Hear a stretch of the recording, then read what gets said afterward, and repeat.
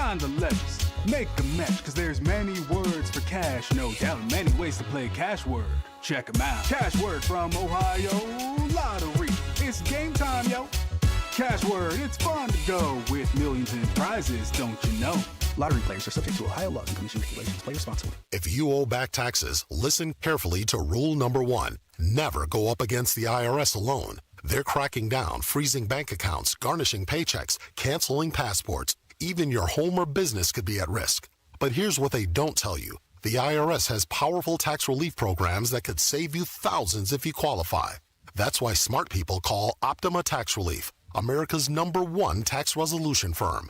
Nobody knows these programs like the experts at Optima. Their team of tax attorneys and licensed professionals have resolved over $2 billion in tax debt for people just like you. The IRS is not stopping, so don't wait.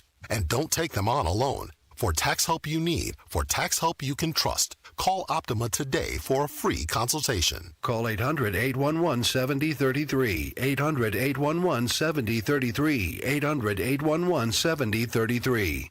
Optima Tax Relief. Some restrictions apply. For complete details, please visit OptimaTaxRelief.com.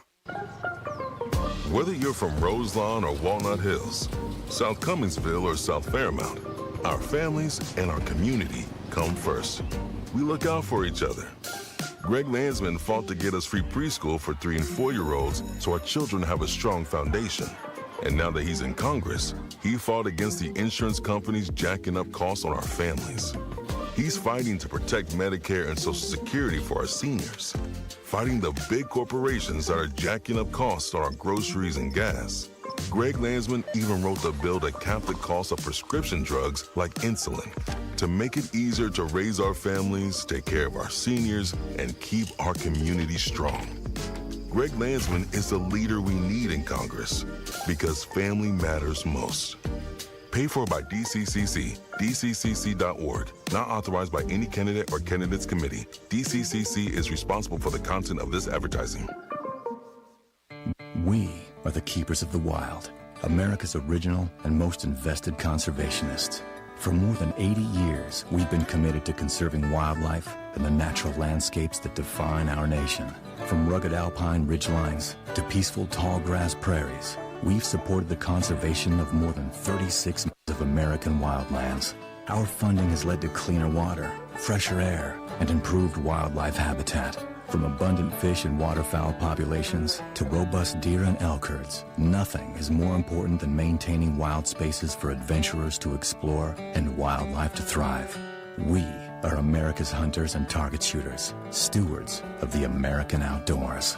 America's hunters and target shooters, along with firearm, ammunition, and archery manufacturers, have invested more than $46 billion to help state fish and wildlife agencies manage and protect wildlife and wildlands across America. For more information, visit outdoorstewards.org. The Alzheimer's Association and the Ad Council present the story of Tom and Levi. Tom is the smartest man I know. He's been a professor at 2 major universities, been a teacher for over 40 years. One day, he told me that he was having problems in his classes. I think one of the students had asked the question and he didn't remember the answer. And I also noticed that he was letting his class out earlier than they were supposed to let out. And he was telling them that he was doing it as a favor to them, but I think in reality, he just wanted to get out of there. I was really starting to worry because I saw something was wrong. Levi and I talked about how it would change our lives, but he was there beside me, and my love for him was just immense. When something feels different, it could be Alzheimer's. Now is the time to talk. Visit alz.org/ourstories to learn more. A message from the Alzheimer's Association and the Ad Council. Laura, the guys really went to town on that leg of lamb. Yeah, thanks, Amy. I'm glad everyone enjoyed it. Something's wrong. I know you too well. Jim's company is cutting his salary, and he may even get laid off. He doesn't think we'll be able to afford the mortgage. Oh, Laura. If you think you may be in danger of foreclosure, call the National Foundation for Credit Counseling at 866-687-6322 or visit mortgagehelpnow.org. That's mortgagehelpnow.org. This has been a public service from the NFCC. Hey, wouldn't it be great if life came with a remote control? You know, you could hit pause when you needed to, or hit rewind, like that time you knocked down that wasp's nest. Uh-oh. Well, life doesn't always give you time to change the outcome, but prediabetes does. With early diagnosis and a few healthy changes, you can stop prediabetes before it leads to type 2 diabetes. To learn your risk, take the 1-minute test today at doihaveprediabetes.org. Brought to you by the Ad Council and its prediabetes awareness partners. 1230 AM, WDBZ, Cincinnati, an Urban One station. Listen online on thebuzzcincy.com. We are 1230 The Buzz, the home of the Lincoln Ware Show. One person is dead after a multi-vehicle crash Tuesday night in Butler County. The accident happened in Milford Township near US 127 and Hamilton Eaton Road. 3 vehicles were involved in the accident. One driver suffered fatal injuries. A New York State man indicted in connection with the disappearance of a local teenager is pleading guilty to charges. A Coleraine Township 16-year-old went missing in February. Investigators say that Buffalo resident Kyle Lawrence has communicated with the girl over Snapchat and that he had driven to the Cincinnati area on multiple occasions to meet with her. Lawrence pleaded guilty yesterday to federal charges of transporting a minor across state lines with the intent to engage in criminal sexual activity. The girl was found in March with another man in Florida. Rapper and Adams County resident Afro Man is suing a police sergeant in connection with the local sheriff's department's raid on his home. A search warrant was executed on Afro Man's home in 2022, and at the time, officers inventoried items taken from the property, including cash. The rapper says that when those funds were returned to him, $400 was missing. I'm Heather Pasco on 1230 The Buzz. The views and opinions expressed in this program are those of the host and guests and do not necessarily reflect the views of Urban One Incorporated, Radio One, or any of its subsidiary companies. The Lincoln Ware Show is on. In 3, 2, 1. Now. Right now.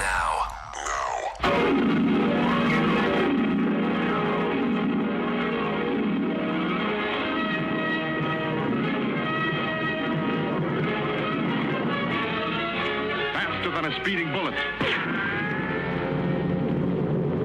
More powerful than a locomotive. Able to leap tall buildings at a single bound. Look, up in the sky. It's a bird. It's a plane. Lincoln, Bobingan, Bonana, Pineapple, Bingan, Fee, Fine, Momingan, Lincoln. They say this cat Lincoln is a bad mother. We're just talking about Lincoln. Good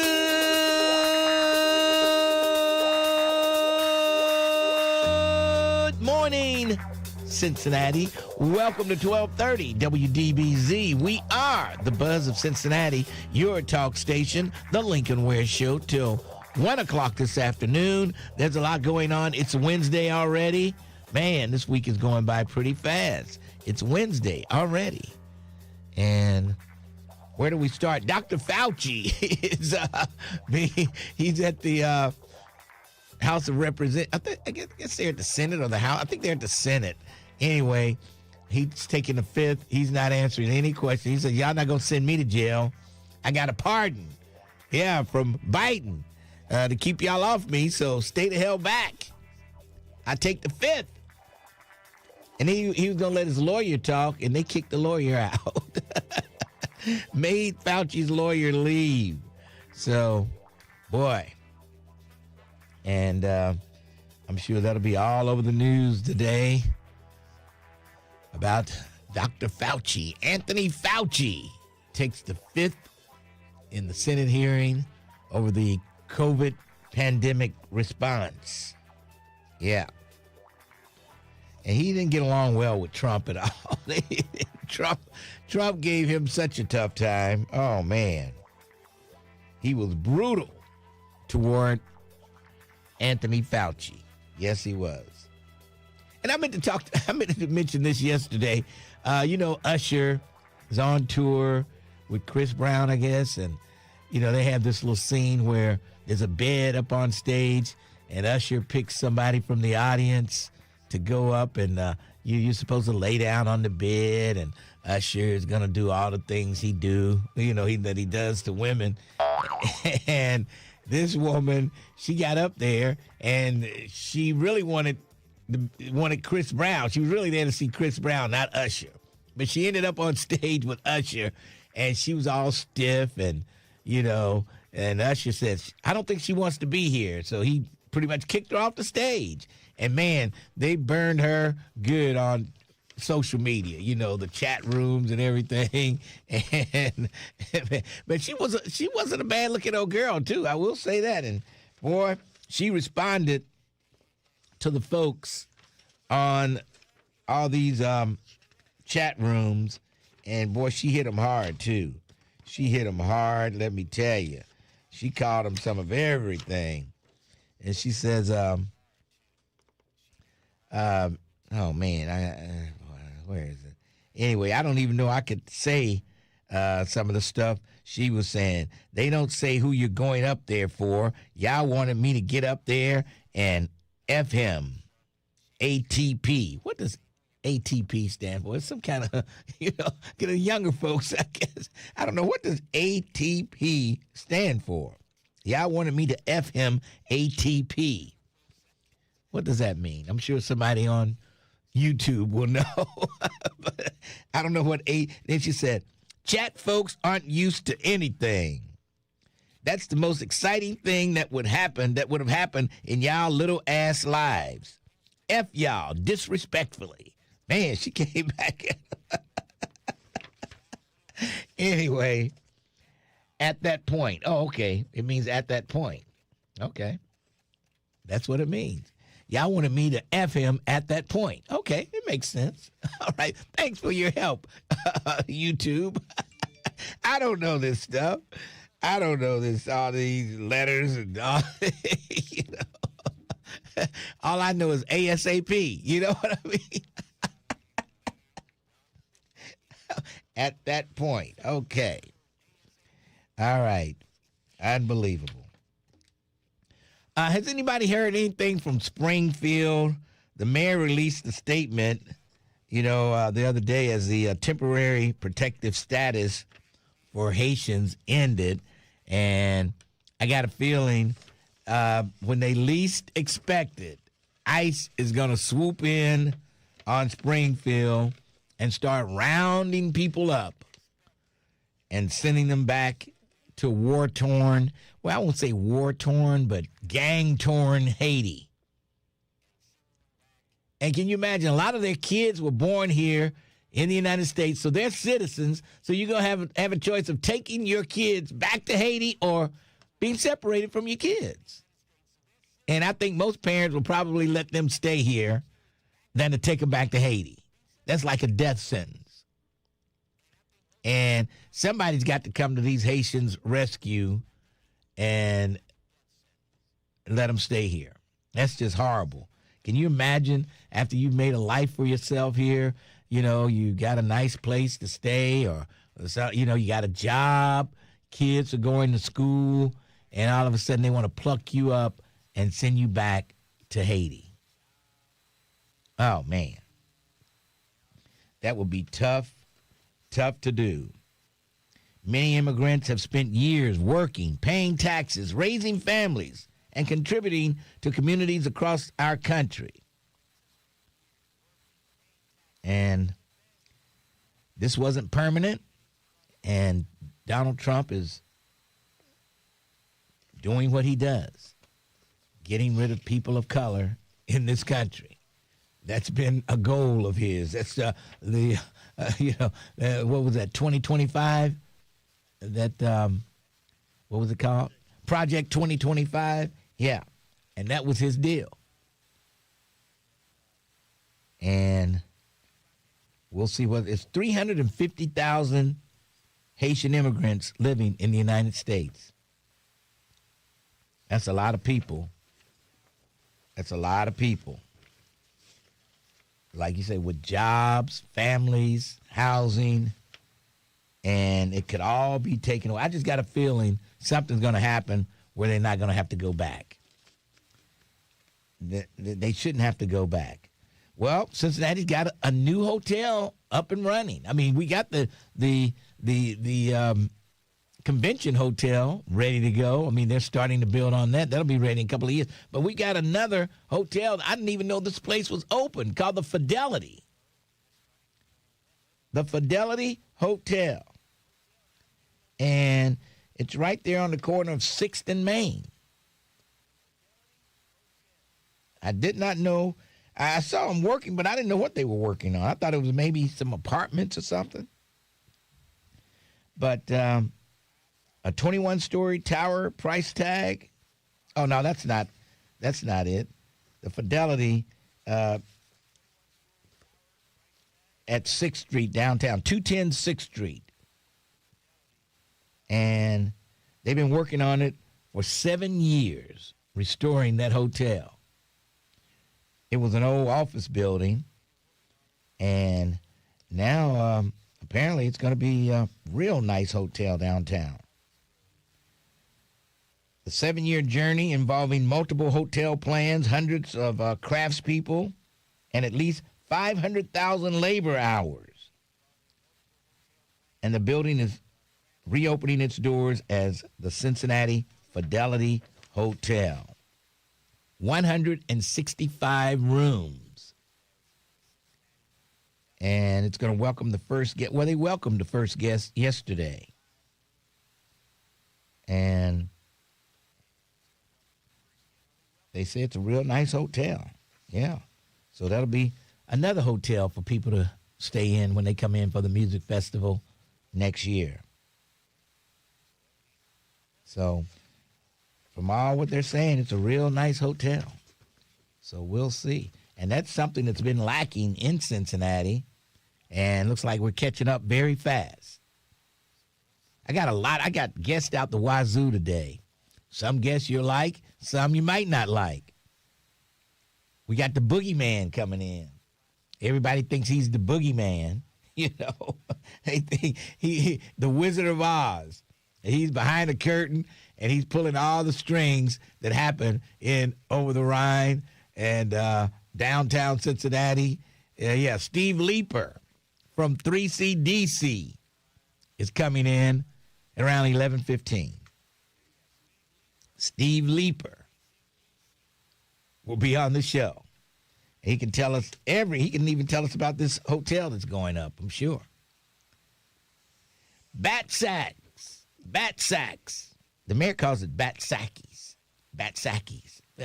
All my life, I've been calling it bat sacks. I don't know. I should have asked the owner. I was in there the other day. They're closing after 120 years. Can you believe that? They've been in Cincinnati for 120 years. I used to go in there. I used to see that place out. My mother worked at the Metropole Hotel back in the 50s. She was an elevator operator. And Bat Sacks was right next to the Metropole Hotel.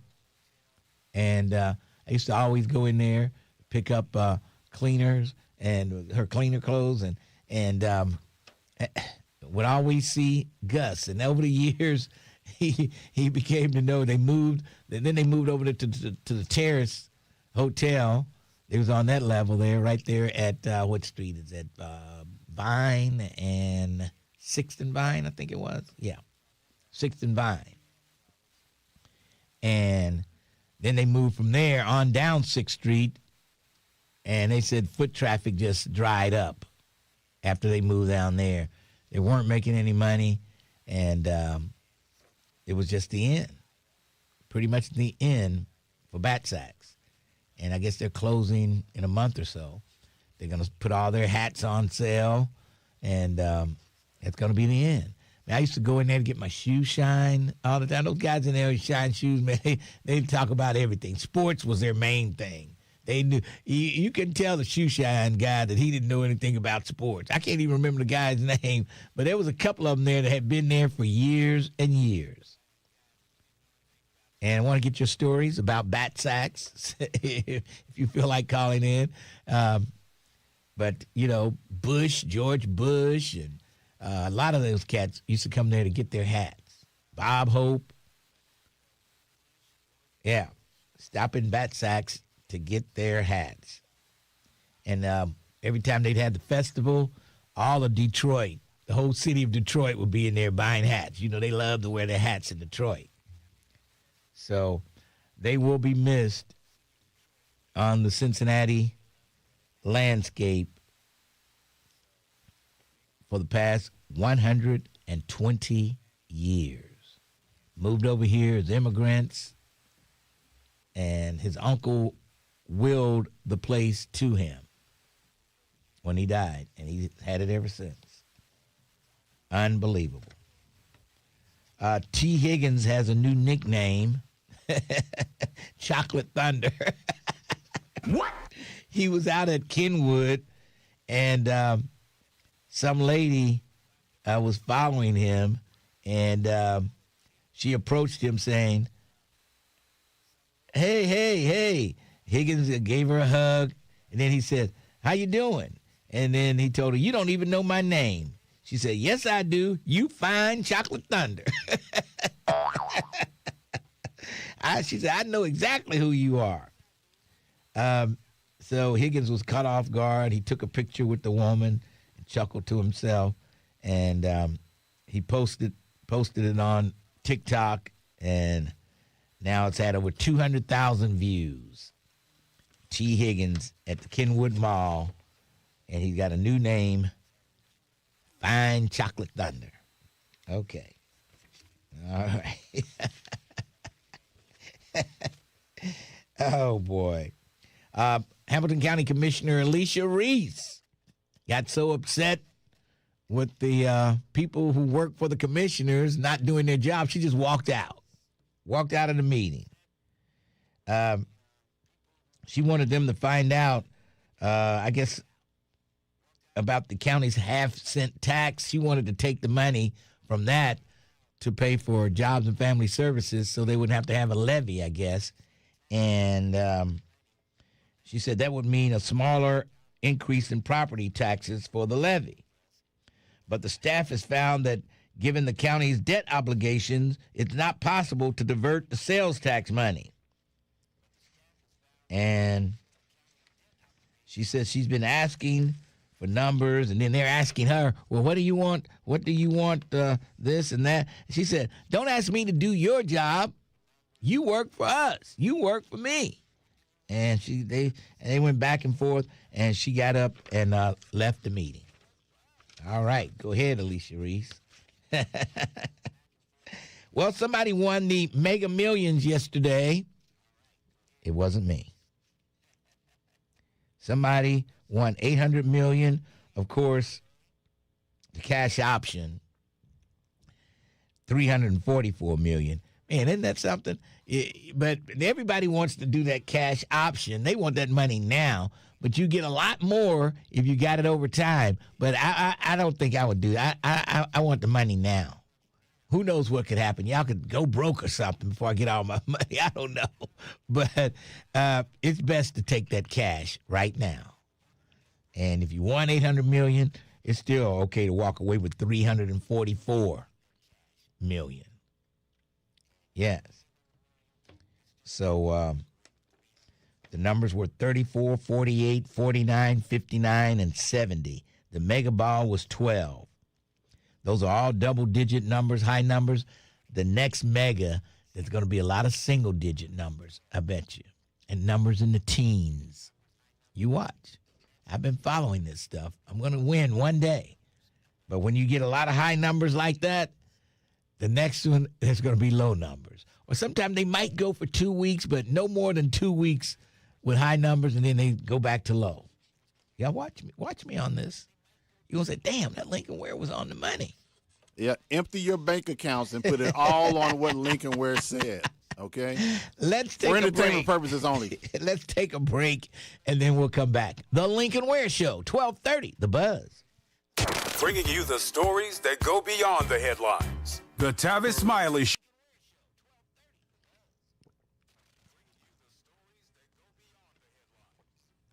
Assalamu alaikum, Brother James Muhammad.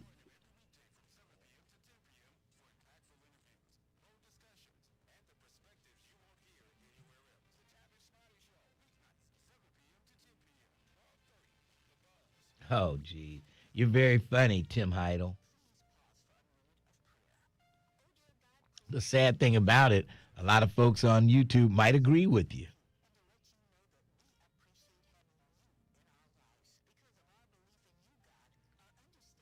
Cincinnati Bengals have announced that Lincoln Ware is joining the team as a special advisor to their linemen. Lincoln has a solid record of blocking for his friends. You're an idiot, Tim Heidel. An idiot.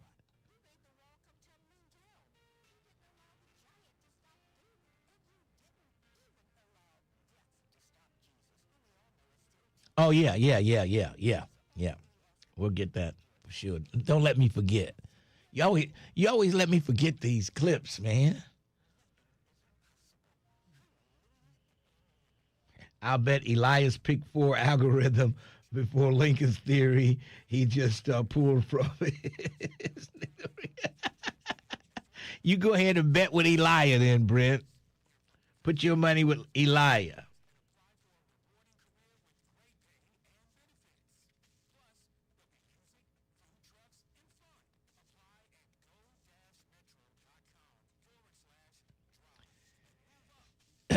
Yeah, the boogeyman. I call Steve Leeper the boogeyman. Y'all think he's the boogeyman.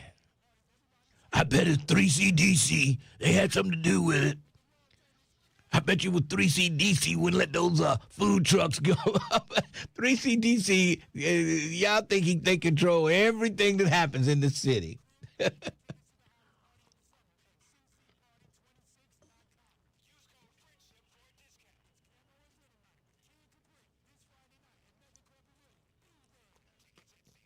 I think it's time for Tim Heidel to have a blanket party. That's what it's time for him to have. And I'll get extra kicks in with him under that blanket. Extra kicks. I'll just run him over with my car.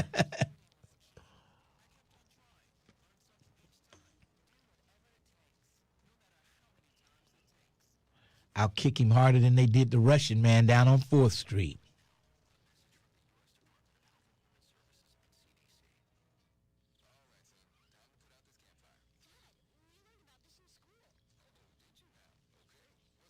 People don't buy hats like they used to, Mr. No, Ware. they don't. They don't. Not those type of hats. No, they don't. Or whatever. They don't buy those anymore. They don't. And when they moved, they got rid of it. They used to clean hats and everything. Yeah. See, when they moved from the Terrace, Hilton, they don't even clean hats anymore. Oh. Yeah. And I went in there the other day. It was just nobody but him and his wife, Gus and his wife. Yeah. They look so sad. Gus is, aging, and he's not, just not his same self anymore.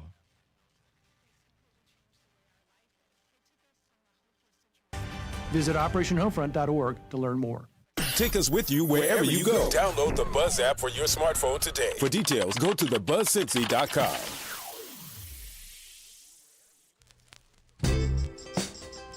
1230 WDBZ, the Buzz of Cincinnati, your talk station. Lincoln Ware with you till 1 o'clock this afternoon. And let's go downtown to the Crime Stopper headquarters and check in with our good friend, Detective Tiffany Green. How are you today? I'm good. Good morning, Lincoln. How are you? I'm hanging in there. All right. Who are we looking for today? Cincinnati Police District 4 is looking for Omar Baskerville. Mr. Baskerville is wanted for felony theft. On July 2nd of 2026, Mr. Baskerville knowingly took the victim's gold chain, valued at $1,500, without the victim's consent. Omar Baskerville is a male black. He's 33 years old. He's 5'9", and 130 pounds. Omar Baskerville has an arrest history of drug abuse and criminal trespass and was last known to live on Hazleton Court in Coleraine Township.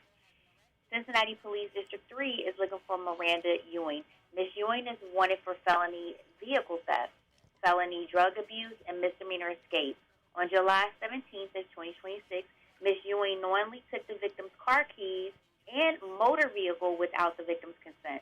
Miranda Ewing is a white male. She's 36 years old. She's 5'3", and 115 pounds. Miranda Ewing has an arrest history of drug abuse, disorderly conduct, and theft, and was last known to live on Harrison Avenue in Westwood.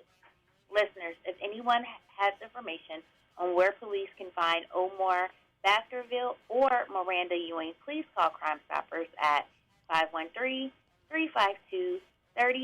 or submit a tip online at crime-stoppers.us. All right, that Baskerville, that's a strange name. We had a reporter, a black news reporter. Her last name was Baskerville in Cincinnati years ago, back in maybe the 80s. I don't know, 80s, I believe. But Baskerville, yeah, that's a strange last name. Yeah, it was different. It took me by surprise, too. I double-checked it, but yeah, that's what it is. Yes. All right. We will talk to you tomorrow. I will talk to you tomorrow. You have a good one. Hopefully you have some weekend plans, like maybe in your mind you'll be thinking of something you're going to do this weekend. It's going to be a long weekend, Lincoln. Oh, that's right. The Qs are in town. I forgot about that. Yes, the men of Omega Psi Phi Yes. are here. Yes, that's right. All right. Well, we'll talk to you tomorrow. I will talk to you tomorrow. You have a good one. All right. 513-749-1230. The Q Dogs are arriving. Yes. The Q Dogs. This town will never be the same after the conclave. It will never be the same. All right. Let's, we might as well take a break. Or is it too early for a break? It might be too. I think I can sneak a call in. Just like you sneak a preach in, I can sneak a call in. Miss Nettie, how are you? I am doing wonderful. Oh, the host with the most, Lincoln Ware.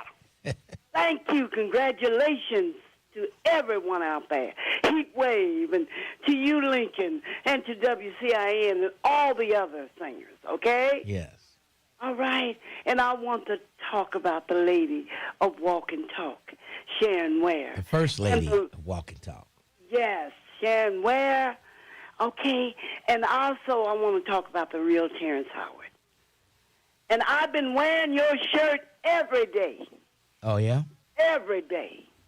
So Lincoln Ware is ringing out all over the city. So you're walking around your house with nothing on but the Lincoln Ware T-shirt. Well, we'll put that on. But, hey, I'm cleaning the yard. I've been doing a lot of work. And I will say, your T-shirt, honey, it's time for new T-shirt. What? Time for a new one. Yes, it is. How's it time for a new one? You just got that one. Well, I put it like this. I've been working, all right? Oh, okay. So you're just wearing it out. I'm wearing it out. Oh, boy. Okay? And I'm washing it every day. Well, that's why you need a new one probably. Every day you washing it. Gee. Yes, I do. Man. And I wear your shirt every day. Okay. So I'm going to say this to you, Lincoln. Thank you. Thank you for always being there. Thank you. And so shouts out to my brother, Charlie Winburn. All right. And shouts out to the Rev, Kevin Aldrich. Oh, I think you got it right that time. Say that again. Right? Say that again. Right, baby. What's his name? Aldrich. Okay. Go ahead with your bad All right. All right. Thank you. And have a blessed and beautiful day, okay? All right. All right. Bye-bye. Okay. That's Miss Nettie. I knew she would take me up to the break. Yes. All right. 513-749-1230. Donald Trump got a little upset with Netanyahu yesterday because Netanyahu gave him some intel that he probably didn't know about because he doesn't like to read the intelligence every day. And Netanyahu said, they're still working on their nuclear weapons. And he chewed him out real good. But I don't know. Well, I also want to get your comments on the Haitians. Somebody has got to come to their rescue. I just don't want to see them having to go back to Haiti where the gangs are controlling the entire city. They're killing people, and it's just a hot mess. It's just a hot mess. All right, we're going to take a break, and then we'll come back. The Lincoln Ware Show, 1230, The Buzz. Hey, y'all, what up? This your boy, Ricky Smiley. I want to drop you an invite to something. Did you see the video of this guy stole something from Kroger, and the cops was chasing him, and the one cop fell. He did a front flip, and then the guy ran to the freeway, and I guess the car was going slow enough. He hopped on the door of the car, the window was down. He jumped on there and was holding on as the car was driving down the interstate. It was something from the Keystone Cops. Oh, boy.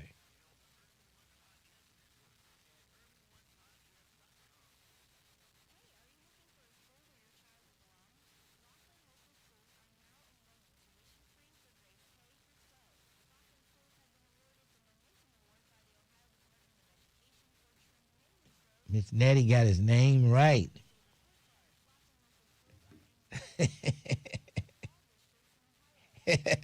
Kevin Aldridge said, amen and praise the Lord. Miss Nettie got it right. Yeah, she did. She shocked me with that one. Yes. I was like, what? I was trying to see if I had a sound effect for making a correct answer. Oh, boy. I only got one for making a wrong answer. Yes.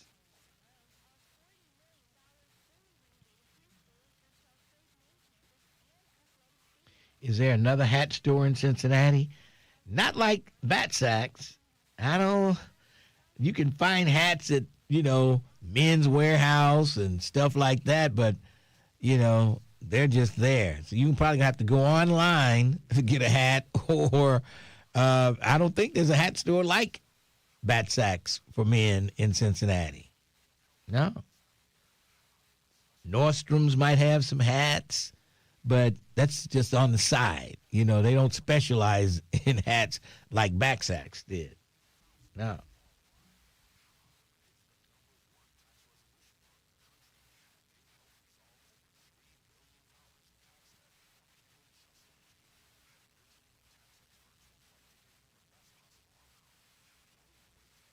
Somebody said one on Clifton Avenue, in the hat shop. Now, they caught the dude that was riding on the car. They caught him. But if you had seen how that cop did that front flip, and he didn't mean to do a front flip, but he was running, he was tripping, and he just flipped over.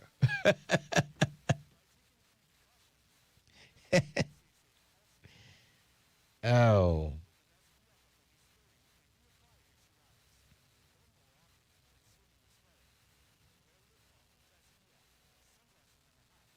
Yeah, my man Gus. Everybody thought he was mean, but he was always nice to me.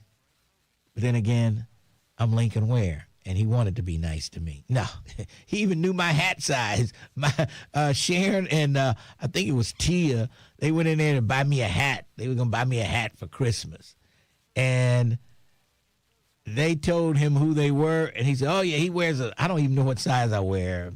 I don't even want to say a size because it might be wrong and it might be too big and somebody will make a comment. But anyway, he told him my hat size and the hat fit perfect. Perfect.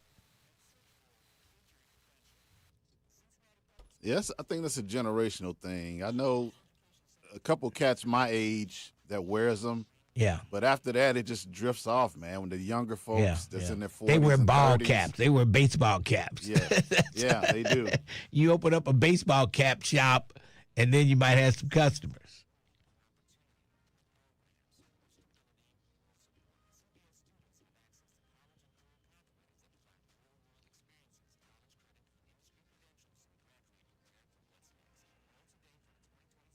And I think it depends on what part of the country you live in, too, because Yeah. some cats that just wear more. Yeah.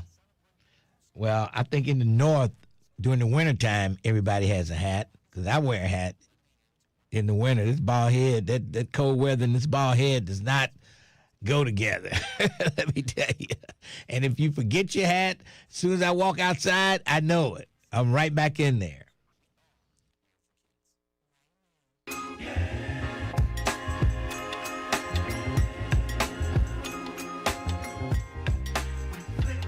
.1230 WDBZ, the buzz of Cincinnati, your talk station. Lincoln Ware with you till 1 o'clock this afternoon. And what do you think about the schools are rethinking the income tax levy? They were going to tax the income of Cincinnati residents, I guess, who lived in the city. They were going to tax that income, and now they're having second thoughts about it. Nobody's really warming up to that. They think it will lose. So now they may come back with the property tax levy.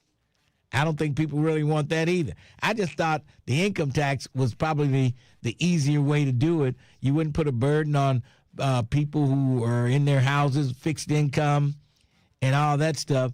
You wouldn't put an extra burden on them. They wouldn't be, if they didn't work, they were just retired, they wouldn't be taxed. And some of these young folks working at Wendy's and all these places, hotels, people working at hotels, people just doing anything, they would be taxed for the schools. I thought that was an easier way to go, but apparently not. All right, we've got every line busy. Let me get busy. Let's start off with Vernon today. Vernon, how are you? Hey, what's going on, brother? Can you hear me okay? I hear you loud and clear. Yeah, that property tax, why should the property owners be the only person responsible? Yeah. You're right. Everybody wants the kids to have good schools. Everybody got to pay. Why should I just pay? Yeah, I was hoping they would leave it as an income tax, but now they're having second thoughts, and they're going to have another meeting. They may change it. Yeah, they should, figure out the income level first, you know, and then you can tax them there. But the same thing happened up in Lakota schools. They put a tax levy on the ballot, and that thing was destroyed. Yeah.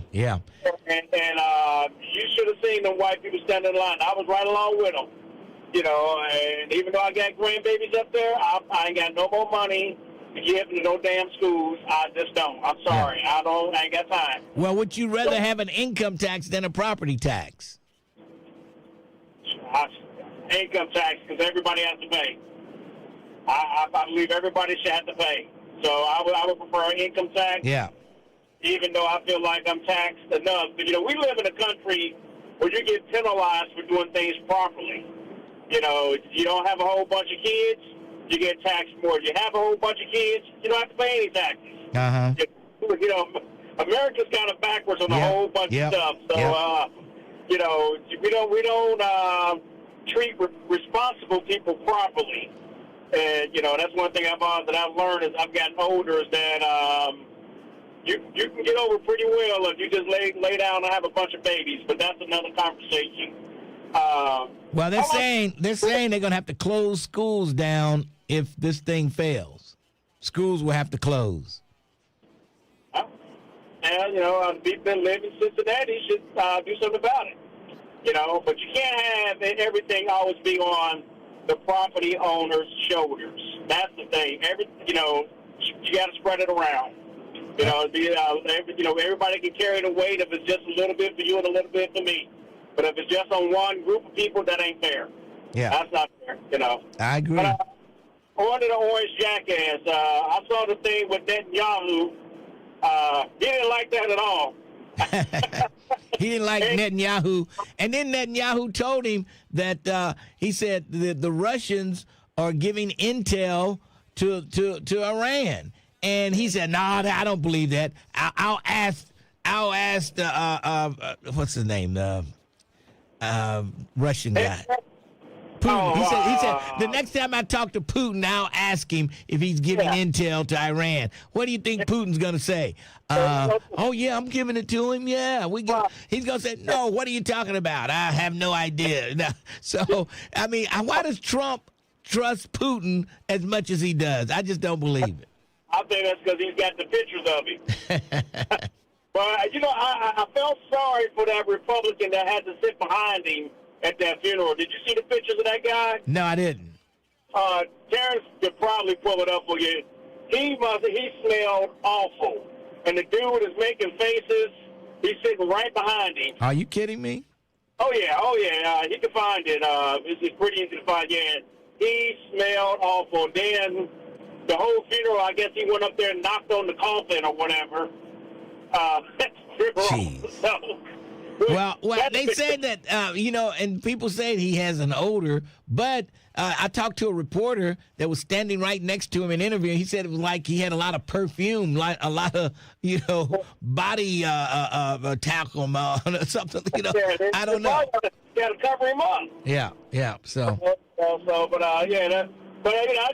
just feel like, poll tax thing is, everybody's got to start paying. Can't just always put it on the homeowner. All right. Trust me, we're paying enough. All right. Thanks for your call. All right, peace. All right. And yeah, I think any levy might go down, but I thought they would have a better shot at the income tax levy. The homeowners have been taxed to death. They're tired of it. And I think anything that the homeowners were going to have to pay, it was going to be a no. I thought the income tax might be their only way, but apparently other people don't think that way. I don't know. But I thought maybe the income tax would be, somebody wrote this, Alex Linzer, who is the Democratic Party chair, says, I wanted to make you aware that at today's meeting, the Hamilton County Democratic Party Executive Committee voted to urge the Cincinnati Board of Education to reconsider its decision to place an earned income tax on the November ballot. To be clear, this vote does not constitute an official HCDP position on endorsement of the levy. I hope, however, that the Executive Committee's vote is informative as you consider how to move forward in the best interest of the district. I also want to acknowledge the difficult position the board is in after years of disinvestment in public education and the diversion of public education funds by the Ohio legislature. I appreciate the responsibility you're carrying as you navigate those challenges and make decisions for the district. So it looks like the Hamilton County Democratic Party, the executive committee, wants the board to reconsider the income tax, the earned income tax. So you got the Democratic Party saying no. But Eve Bolton says, hey, schools will close. Be prepared for that. So we'll see. Man, there's always something. Always something. All right, let's go to Langston, then Bill, Tony, and Rick Jr. Langston. My man Lincoln, we're a happy hump day to you, sir. How you doing? I'm doing great, sir. Doing great. Hey, jump right into it. The 34th felony, criminally convicted felon never fails to embarrass himself. And I did see that picture which the previous caller mentioned to, where you can only put so much perfume on on the backside of a dirty diaper. Yeah. It's so funny. I don't know if you've seen this online, but there's actually a picture of the nuclear football attached to his diaper bag. Oh boy! It's like because obviously when they got to change him, they got to change the suit and everything else, and he's got to be in the same room with it. But yeah, this guy never fails to make an idiot of himself, and even when at the funeral of Lady Lindsay. He's knocking on the casket. I mean, it's just like he is so unpresidential. And the thing is, I can't really. I mean, we already know what he is, but people that still follow behind this idiot is some of the biggest jerks and mules, I'll just say, that I've ever seen in my life. Because I mean, it's obvious when you tell people there's that the costs are high or some type of Democratic hoax or something like that. Right. Affordability. Yeah. And it's just insane. Oh, I love faces. Did you see when it's at General Motors and he said the tariffs are working for the car industry? Right. And everyone's face was looking like, are you serious? And he says, I've done more for you than your parents have done. Jeez. What an idiot. But my main call today was, and just to close it out, I'm not sure. Are you familiar with Congressman Max Miller? Max Miller. I've heard the name. What about him? Well, and I of course, we live in Cincinnati, so we know how. Hello? This guy has been a nuisance. Hello? Can you hear me? Go ahead. You faded out there. Okay, sorry about that. He's apparently got some things going on with his family.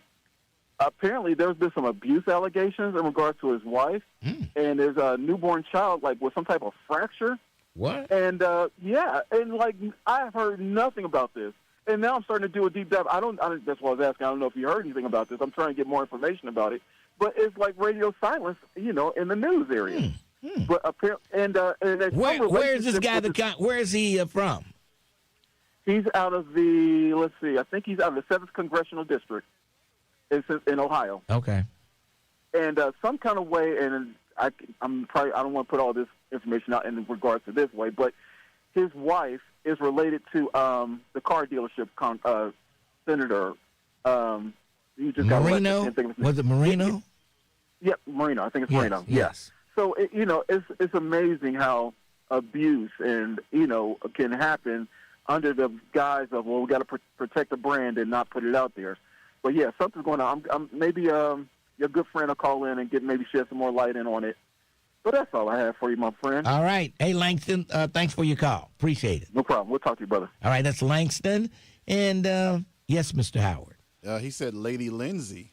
That was funny. That was funny. Yes, I think a lot of stuff is coming out on our good friend Lindsay in the next few weeks after he's buried and everything. I think people are going to come out of the woodwork and out him. Yeah, Lindsey Graham. I just want you guys to know I barely even stared at that penis for an hour. Let's take a break. We'll come back 12:30. The Buzz. What's happening, good people? It's your cousin Trip Fontaine, and this is the...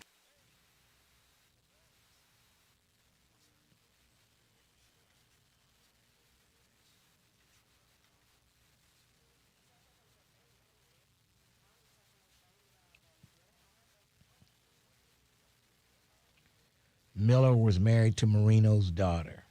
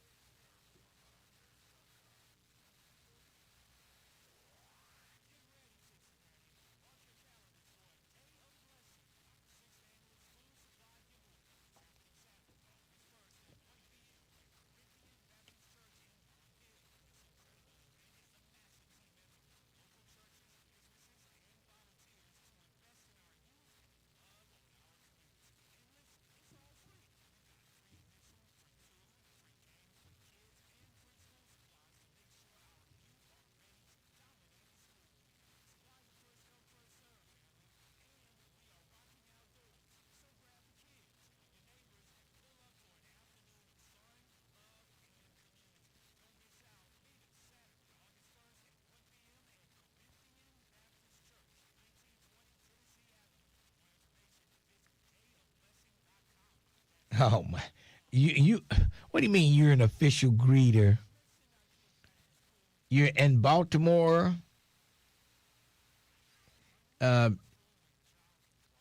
Clifford says I'm in Baltimore BWI Airport, and many queues are on board. As an official greeter, I welcome them to the city. Okay, thank you, Mr. Official Greeter. And the queues are on their way in.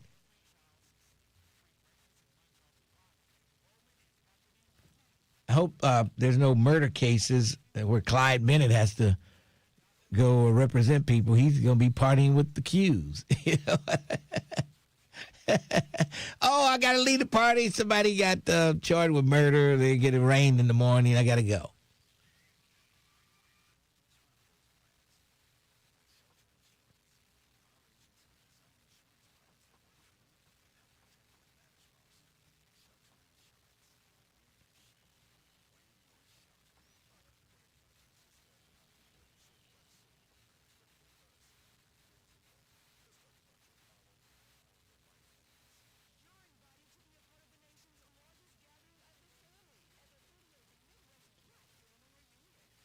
No, I think you need to just go right on home with your sister, Sister V. You don't need to be around those queues.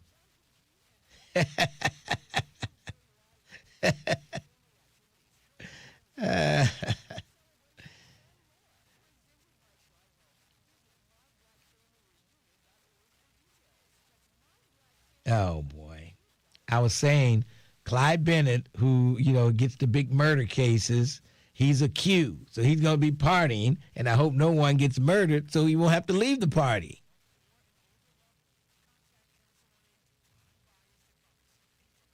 no one commits murder and has to call him to come represent him. You know how they do on Law and Order? When they get ready to start asking them questions, I want my lawyer. Lawyer. And then they have to stop asking you questions.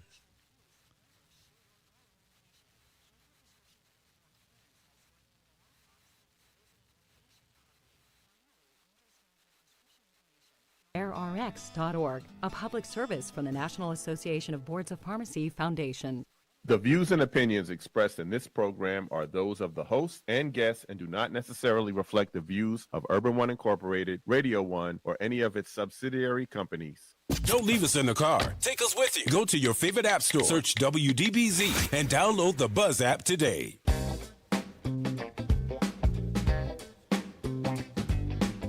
.30 WDBZ, the Buzz of Cincinnati, your talk station. Lincoln Ware with you. Steve Leeper from 3CDC. And they've called it all kind of things. DC, 3C, everything. But it's 3CDC. Steve Leeper will be in around 11:15. We'll catch up with him. We haven't caught up with Steve Leeper in a while.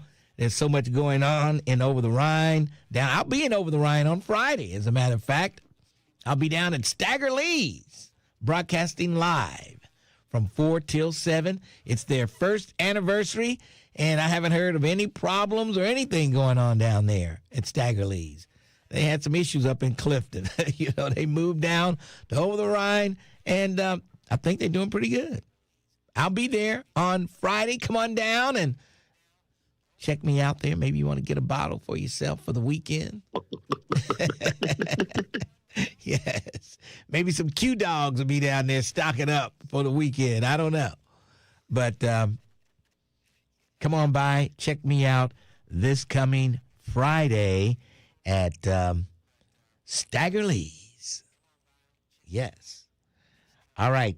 513-749-1230. Bill, how are you? I'm dealing with a little cold right now, but I'll be all right. Why you cold? Where are you? You in some air conditioning?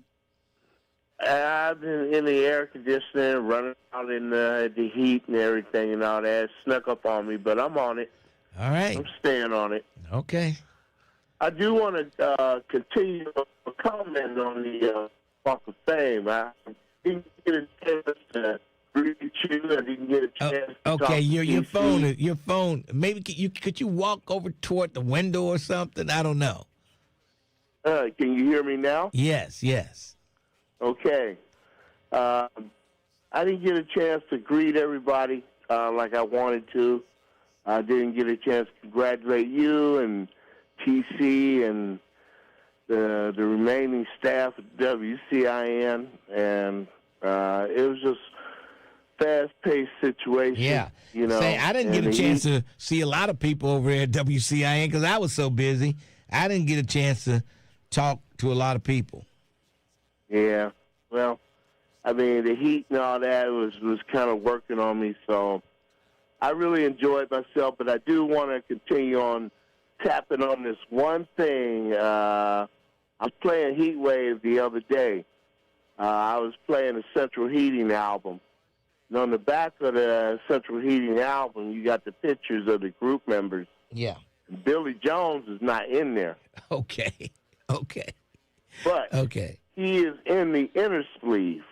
Oh, okay. Of the album with the lyrics. Yeah. He's sitting in the front. Okay. But he's not playing on the album. I mean, he's not. His picture ain't on the album with the group members. So, well, maybe whoever he was just says that he's the original member, they're wrong. Well, why is Why is he even in the cover on the album? Because the Wilders added him into the group when Eric Johns left. Okay. He was Jesse Whitten's replacement. Jesse Whitten was the one that was murdered when he went back to Chicago. Okay. And that's all. I just wanted to just touch on. And I'm not going to make a Sunday Soul Class request because my request is in there. It should be in there. It's in there. Midnight Stars, Mighty Touch. It's in there. I'm sure it's in there. Yes. Yeah, so I didn't want to request it twice. Right. I got you. All right, Bill. Okay. Hey, Terrence, keep the good work going, and shout out to Kevin Outridge. Oh. He did a good job Friday. He did a good job replacing you. Yes. He always does. That's why I got him to replace me. Why would I want to get somebody that's not going to do a good job? Definitely so. Okay. Thank you. Thanks for your call. All right. I knew he could do it. That's why he was the prodigal child. Is that how you say it? I don't know. Anyway, I'm just saying something. I'm just talking. 513-749-1230. Lincoln Ware with you. And let's see. Looks like we've got Tony and before we go to Tony, Afro Man is I don't blame him. He's going to sue the deputy that came into his house, and didn't that guy eat some lemon cake? One of them ate some lemon cake off the stove or something. But they sued him, so now he's suing them. Yeah. He's flipping the script with a new lawsuit against one of the former Adams County deputies who raided his house and sued him. Yeah. Of course, he's best known for the song Because I Got High. He's suing Sergeant Brian Newland, a former detective with the Adams County Sheriff's Department. He had sued Afro Man. Newland had sued Afro Man over music videos made using some security footage during their raid of Afro Man's home. Yeah. So there you go. He says, will you help me repair my door and my lemon pound cake? A jury ruled in favor of Afro Man back in March. Yes. He's turning around and claiming the same against Newland, arguing that the lawsuit defamed him, invaded his privacy, and cost him tens of thousands of dollars in attorney's fees. So what can you say? I saw Afro Man. Last time I saw him, he was down at the Cincinnati Black Music Walk of Fame. He was down there, and he's a crazy cat, let me tell you. Afro Man is a crazy cat. But, yeah, he's milking this thing big time. That's for sure. Tony, how are you? Hey, what's up, Lincoln? Nothing much. How you doing? I'm good. I'm going to keep it light. Do something that's going to make you laugh. Remember earlier we were talking about the letters ATP and ASAP? Yes. Okay, I'm a war veteran like you. I was in Desert Storm, and you know how they mess with you in basic training, right? Yeah, I know how they mess with you. Yes, I know. Okay.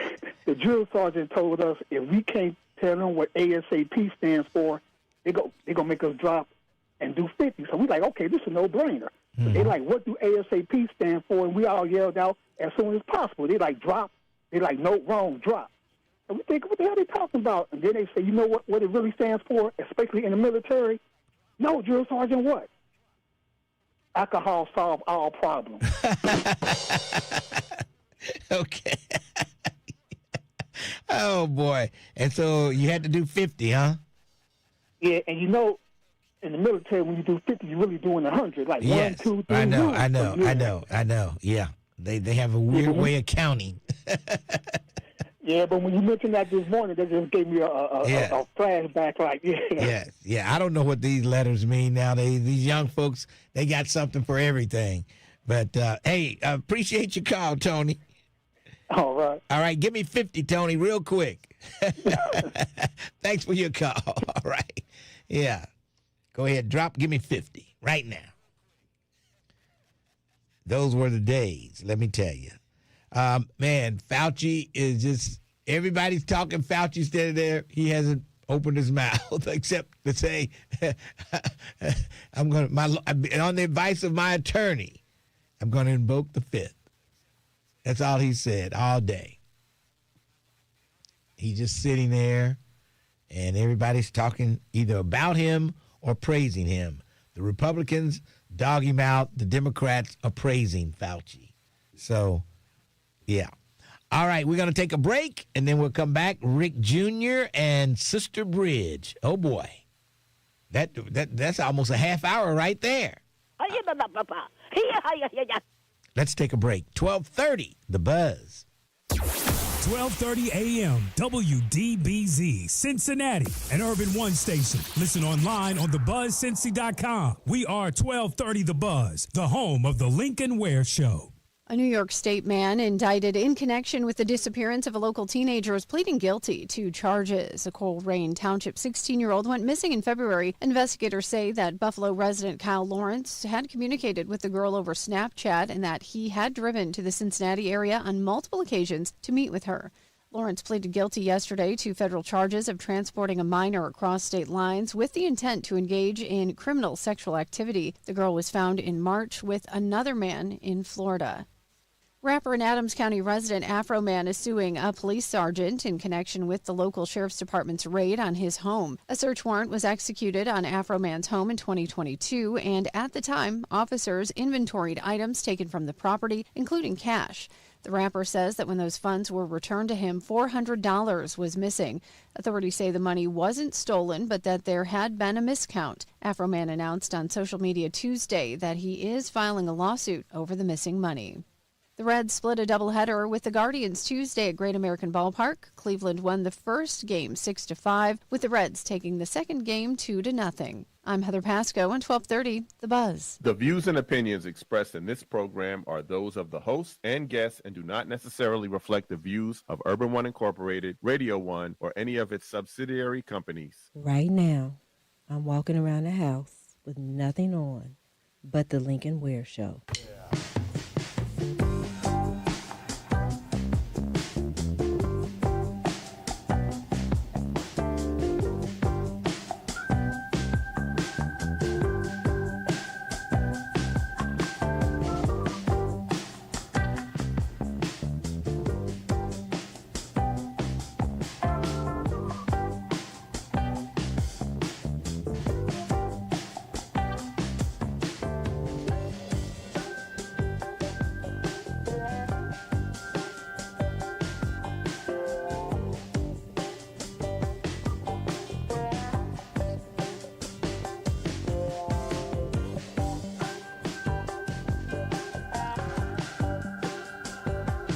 1230 WDBZ, the Buzz of Cincinnati, your talk station. Lincoln Ware with you.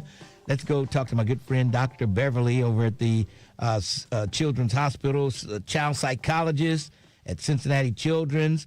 She addresses developmental issues, coping, and management, especially among children who are under the age of 12. Dr. Beverly, how are you today? I am doing well. Good. That's good to hear. School's getting ready to start again. Kids will be going back. And what are some of the top things a caregiver, can do, when young children are transitioning over from summer, sleeping late every day, and not doing a whole lot to getting up early, getting dressed, going to school? There's going to be some pushback there. You know it. Oh, there is going to be. And, every kid's a little different. Oops, a little bit of feedback there. Yeah, I don't know what's wrong with this line. Now, this is not good. Okay, how about hanging up, and we're going to put you on hold, and he's going to give you another number to dial. Okay. Okay? All right. Just hold on, and we'll be right with you. Oh, crap. You there? Oh, man, that was my fault. Oh, boy. Anyway, she'll call back, and you give her the other number. We'll talk to Sister Bridge in the meantime. All right, Sister Bridge, how are you? I'm a little tired, but otherwise I'm well. How about you, Lincoln? How are you? Sister Bridge, I'm doing great. I'm hanging in there. What's on your mind today? That's good. What's on my favorite Seventh-day Adventist mind? Okay, well, since you asked. I just want to address sometimes when my friend calls in, and I say friend because I love everybody. I don't have nothing against anyone, But when my friend Elias called in, Yes, Elijah. Yes, it grieves my spirit somewhat because it does. You know, the things he said, he sounds so gloom and doom all the time, and he doesn't have he doesn't offer any hope. You know, and I know other people that are in that religion. I do, and you know, in the center, I won't even say the center of the religion, but it's a lot of hatred. And God is not a God of hate at all. And he doesn't put any race above or below the other. We do that. We make the difference. God doesn't make the difference. Yes. You know, and you know, your truth, when you say something is true, it may be different than my truth. Yes. You know, true and truth is not the same thing. You know, like you are a man, that's true for you. I'm a woman, that's true for me. So, you know, there are variations of trueness, but truth is only one truth. Well, well, I mean, he believes, you religious folks, you kill me. Your religion is the one and only. That's the one everybody should go by. That's all. That's what they all say. So you're not going to agree. That way, though. I'm not that way. I can't speak for other people in my religion. Me personally, I am not that way. Well, why don't you go to a Baptist church instead of a Seventh-day Adventist church if you're not that way? I am not that way. What you do is you continue to wait a minute. You continue to learn and find light, and when you find light, you go with that. Yes. But that doesn't mean that my religion is better, or that we are better, or that we have more than other religions. We still believe in the same God, but I have learned some additional light. You see what I'm saying? And so when you learn different additional light, then you continue to grow. Okay. You're not supposed to just stay in the same. I hear you. And I gotta kind of run, Sister Bridge. But I gotta listen, guess. I gotta say this real quick. Yes. It's about the flood. Listen, you all. This is really, really important about the flood situation. You know, we had that flash flood, which is crazy. Yes. But you know, people are still suffering from aftermath, not only of that flash flood, but just of floods in general, in the various parts, the various neighborhoods. You know what I mean? It wasn't just what we saw on the TV. Yeah. Other neighborhoods are still suffering, as well as surrounding neighborhoods. Well, and the state. Go to City Hall, call your council members. Maybe there might be some aid out there for you. The mayor was going to try to get some emergency aid money down here, so check that out. Sister Bridge, I have got... Okay, but real quick, but they don't need to just give it to Hyde Park is what I'm trying to say. Right, I hear you. More than Hyde Park needs. Yes. Okay, I know you got to run, and I thank you for taking my call. Sister Bridge, I appreciate you calling, and you know, if you want to call back later, you can, since I'm cutting you short. Okay? Oh, bless your heart. Have a good day. Thank you. All right. One thing I have learned is, you got to respect the power of love. You got to respect that. All right. Let's go back to my good friend, Dr. Beverly over at Children's Hospital. Dr. Beverly, we were talking about how do you transition kids from summer to when school starts again? How do you do that? What's the easiest way to do that without a lot of drama? You have to love drama. Thank you for having me on. This is kind of exciting. You know, I think it's really common that we all get out of routine. We go to bed later. We don't get up early. I think sometimes just starting to now talk about it, getting back to some of your original routines, going to bed a little earlier, getting up a little earlier. It depends on the age of the kid, but start talking about what they're looking forward to. Talk about the fun stuff coming up and the fun things starting. Yes. Now, what about sleep habits? I'm sure they developed some bad habits over the summer. How do you go back to some good sleep habits? Boy, they really do, and I think even as they get older, teenagers are probably even the worst at this. It's really common for kids to get out of their good sleep habits, staying up till late, sleeping in until late. You know, parents can't expect everything to just change overnight. I would start now and sort of negotiate baby steps. You know, kind of moving back 5 or 10 minutes earlier to bed each night and maybe doing the same thing in the morning, setting an alarm. If they're not getting up till noon, maybe tomorrow we can get up at 10 or 11, kind of slowly Making it earlier and earlier until school starts, even getting the kid involved in that discussion. Maybe they will feel better if they can negotiate some of that.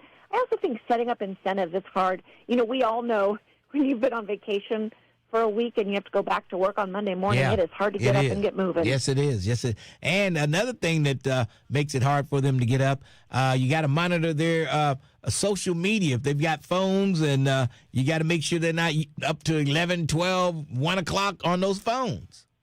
Absolutely, and I think sometimes that gets a little out of hand over the summertime because kids have more free time on their hands. I think what you said, though, is key. You have to monitor it. Parents need to be aware. Younger children don't need to be on the social media or on computers or electronics as often. They need to be checking those devices. We need to be setting rules. When do you get off the computers or the phones? They need to be off of them a little bit before bedtime. Yeah. And so somebody had a message on YouTube says, I'm not negotiating with a child. Shouldn't you let them be a part of the negotiations? I mean, I think it would make life a lot easier if you didn't come down like a communist regime or something. You did a little democracy there, huh? I think it's how you interpret that. I think that person probably is implying, I don't want my children to set the rules and be in charge of what's going on, and I would agree with that.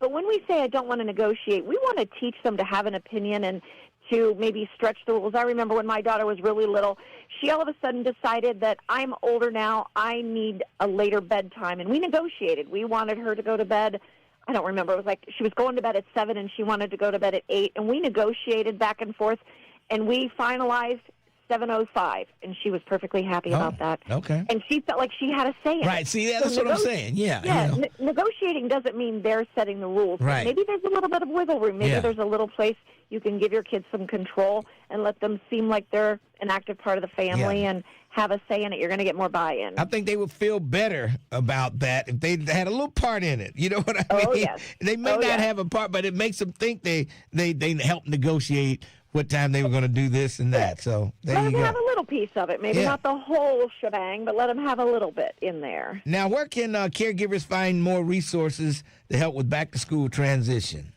There's a lot of resources out there. Certainly, Cincinnati Children's does have our blog. It's at blog at cincinnatichildrens.org. Mm-hmm. And then also, if they have specific questions around medication or sleeping or anything else that's concerning them, I always encourage parents to talk to their primary care doctor because that's always a good resource, even if they can say, hey, go check this out. Those would be two good first steps. All right. It sounds good to me. And we appreciate you talking to us this morning and helping us negotiate that back-to-school transition, Dr. Beverly. Thank you so much. All right. Thanks for calling. Bye-bye. All right, that's Dr. Beverly, Children's Hospital. Let's take a break. We got Steve Leeper coming in right here on 1230, The Buzz. Lincoln Ware is on demand. On demand. That's right. Listen to the Lincoln Ware Show when you want. Oh, I like that. Get all the news and info, world events, entertainment, sports, and everything happening in and around Cincinnati and the tri-state. On demand. The Lincoln Ware Podcast. Go get it right now. Wherever you get your podcasts. Or go to thebuzzcincy.com and click on Lincoln Ware Rewind. This is Dr. Taylor Porter from Idea Public Schools, father of 4, educator of thousands, and professional kid success obsessor. Listen, every parent wants more for their child. More opportunity, more support, more than, meh, school was fine. At Idea, we don't do fine. Your child joins a crew, a hype squad of teachers and teammates who refuse to let them fade into the background. No back row, no coasting, just confidence, connection, and big results. Like this, nearly 100% graduation every single year. Call 513-991-7445 to apply today. Idea Public Schools. We are crew, not passengers. Spots are filling fast. Don't miss your chance to enroll today. Call Idea now at 513-991-7445 to speak with the team and secure your student seat. That's 513-991-7445. Or for quick, easy access, apply online anytime at ideapublicschools.org. That's ideapublicschools.org. A brighter future starts here. Apply today before seats are gone. Back to school starts now. Get long-lasting battery life on the Dell XPS laptop powered by Series 3 Intel Core so you can work from anywhere. Now starting at $699 with exclusive student pricing starting at $599. Complete your setup with savings on select monitors and must-have electronics and accessories. Limited time deals and free shipping on PCs and more await you at Dell.com/deals. That's Dell.com/deals. We all make plans for the future, but car accidents, break-ins, and unexpected fires can disrupt those plans. At Shelter Insurance, our agents help design insurance plans that work for you and help protect what matters most. Shelter Insurance. We're your shield. We're your shelter. Hi, I'm Dwayne Hunter in Cincinnati, Ohio. Let me show you why so many clients recommend us to their friends and family. Let's talk about your auto, home, and life needs. We are here for you, Hamilton County. The 513 Relief Bus is officially on the road in 2026 to provide no-cost resources to you. Free health screenings, assistance with birth certificates, home and rent issues, child support and care, youth and adult employment, and much more. Sign up today to receive updates and alerts. Visit 513relief.org to stay in the know. That's the number 513relief.org. Get the free assistance you need with the 513 Relief Bus. Visit 513relief.org. Hey, yo, Cincy, you ready? This Friday, the parties everybody's talking about is at Megacorp Pavilion. It's Camo and Denim Night with the world-famous Kid Capri, DJ Wonder, and a live performance by Pink Gator. One night, one stage, one unforgettable experience. Rock your freshest camo and cleanest denim, grab your crew, and get your tickets to the hottest party of the summer at ccparty26.com. Use code FRIENDSHIP for a discount. It's Camo and Denim Night with Kid Capri this Friday night at Megacorp Pavilion. Be there. Tickets at ccparty26.com. Hey, are you looking for something new and exciting? Stop by the Comsey Health and Wellness Celebration on Thursday, August 6th, and try out our lotion. Hear the testimonials about how our product has worked for others. Comsey Lotion is a game changer. Come to 3800 Clifton Avenue on Thursday, August 6th from 10 a.m. to 5 p.m. and try out our natural product. Get a big discount on Comsey Lotion on Thursday, August 6th, 10 to 5. For more information, go to ComseyLotion.com. Whether you're from Roselawn or Walnut Hills, South Cummingsville or South Fairmount, our families and our community come first. We look out for each other. Greg Landsman fought to get us free preschool for 3- and 4-year-olds so our children have a strong foundation. And now that he's in Congress, he fought against the insurance companies jacking up costs on our families. He's fighting to protect Medicare and Social Security for our seniors, fighting the big corporations that are jacking up costs on our groceries and gas. Greg Landsman even wrote the bill to cap the cost of prescription drugs like insulin, to make it easier to raise our families, take care of our seniors, and keep our community strong. Greg Landsman is the leader we need in Congress because family matters most. Paid for by DCCC, dccc.org. Not authorized by any candidate or candidates committee. DCCC is responsible for the content of this advertising. Illegal fentanyl is up to 100 times more potent than morphine. A tiny amount is all it takes to cause an overdose. It could be in your drugs, and you wouldn't be able to see it, taste it, or smell it. Learn more at cdc.gov/stop-overdose. 1230 WDBZ, The Buzz, your official talk station. It is official, you understand me? 1230 WDBZ, The Buzz of Cincinnati, your talk station, the Lincoln Ware Show till 1 o'clock this afternoon. Coming up at 1, Reverend Al Sharpton. He'll be in here at 1 o'clock. And right now, I've got none other than Steve Leeper in the studio with me. And Steve, it's always great to have you here. Lincoln, always great. Thanks for having me. I mean, nothing happens in Over the Rhine without you knowing something about it. I don't know about all that. Now, for people who don't know 3CDC, exactly what is it? People want to know, what do they do? What they see the signs everywhere, Fountain Square, Over the Rhine. What is it that 3CDC does? Well, for 22 years, we've been doing redevelopment both downtown and over the Rhine. So we take vacant buildings, redevelop them into housing, commercial spaces. We take civic spaces that were run down in the city, Fountain Square, Ziegler Park, Washington Park, and renovate them, reimagine them, and then program them. Yeah. So we've been doing that now for 22 years. And I'm telling you, you've been doing a great job doing it. I'm telling you. Now, the latest project was going to be the little park there. What's it? Not Elm Street Plaza? No, not the Elm Street. Oh, Grant Plaza. Park? Yeah, Grant Park. Oh, no, yeah. not Grant Park. Right across. What is that? You mean the Garfield? Garfield, yeah, Garfield. And then the city wanted you to do that, and then they said, "Well, we don't have the money now. We can't do it." So what's going to happen? We are going to redevelop that park eventually. We bought that old hotel that was vacant and for I don't know 10, 12 years. Too long. Suites. Yeah, Garfield But Suites. we think having a great civic space in that area because it's a beautiful park. Mhm. It's just not very functional. If you Yeah. go there, you can't really hold an event there. So we were just thinking through what the best way to reimagine that space, and it would be just like any other public space, but we would program it and manage it. Okay, so you talking about maybe putting a stage there, sound? No, or? I don't think so. Yeah. I don't. The stage is at Fountain Square. If we were to do entertainment there, we would bring in something portable. It would still be a pretty passive park. Okay. But certainly some programming would help it. All right, 513-749-1230. If you got questions for Steve Leeper, now's your time. Don't wait until he's gone, and then ask me the questions that he can answer. All right. So the hotel, I know that's been a big project for you. They've broken ground on that, and so now it's try to get it done. Yeah, well, it's first of all, we got the convention center done. We completed that in January. So it was our first show was Reds Fest, and we've been holding events ever since then. Where the Omega Group is in now. Yeah. And it's going to be big time. There's a large following coming in, and I remember when we had to negotiate with that group who were concerned we weren't going to be done in time. I said, look, we got 6 months. We're going to make it, and we had to reassure them that we were going to be able to make it, which is a legitimate concern. Yeah, right.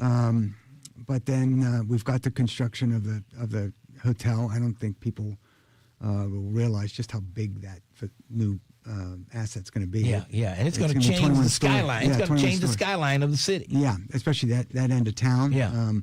I don't know if you've been there, but the public park next to the convention center is wonderful. I never did get down there this for the festival weekend. I was at Fountain Square, but I hear it's really nice over there. Beautiful. It's gorgeous. It's got a pavilion, a bar. That's obviously where the skating rink was during Christmas, during the winter season. So it is a wonderful addition to downtown. Now, your ambassadors, I mean, they really keep the city clean. I have to commend them for doing that every time, and they're so nice. Do you have classes and this is how you treat people?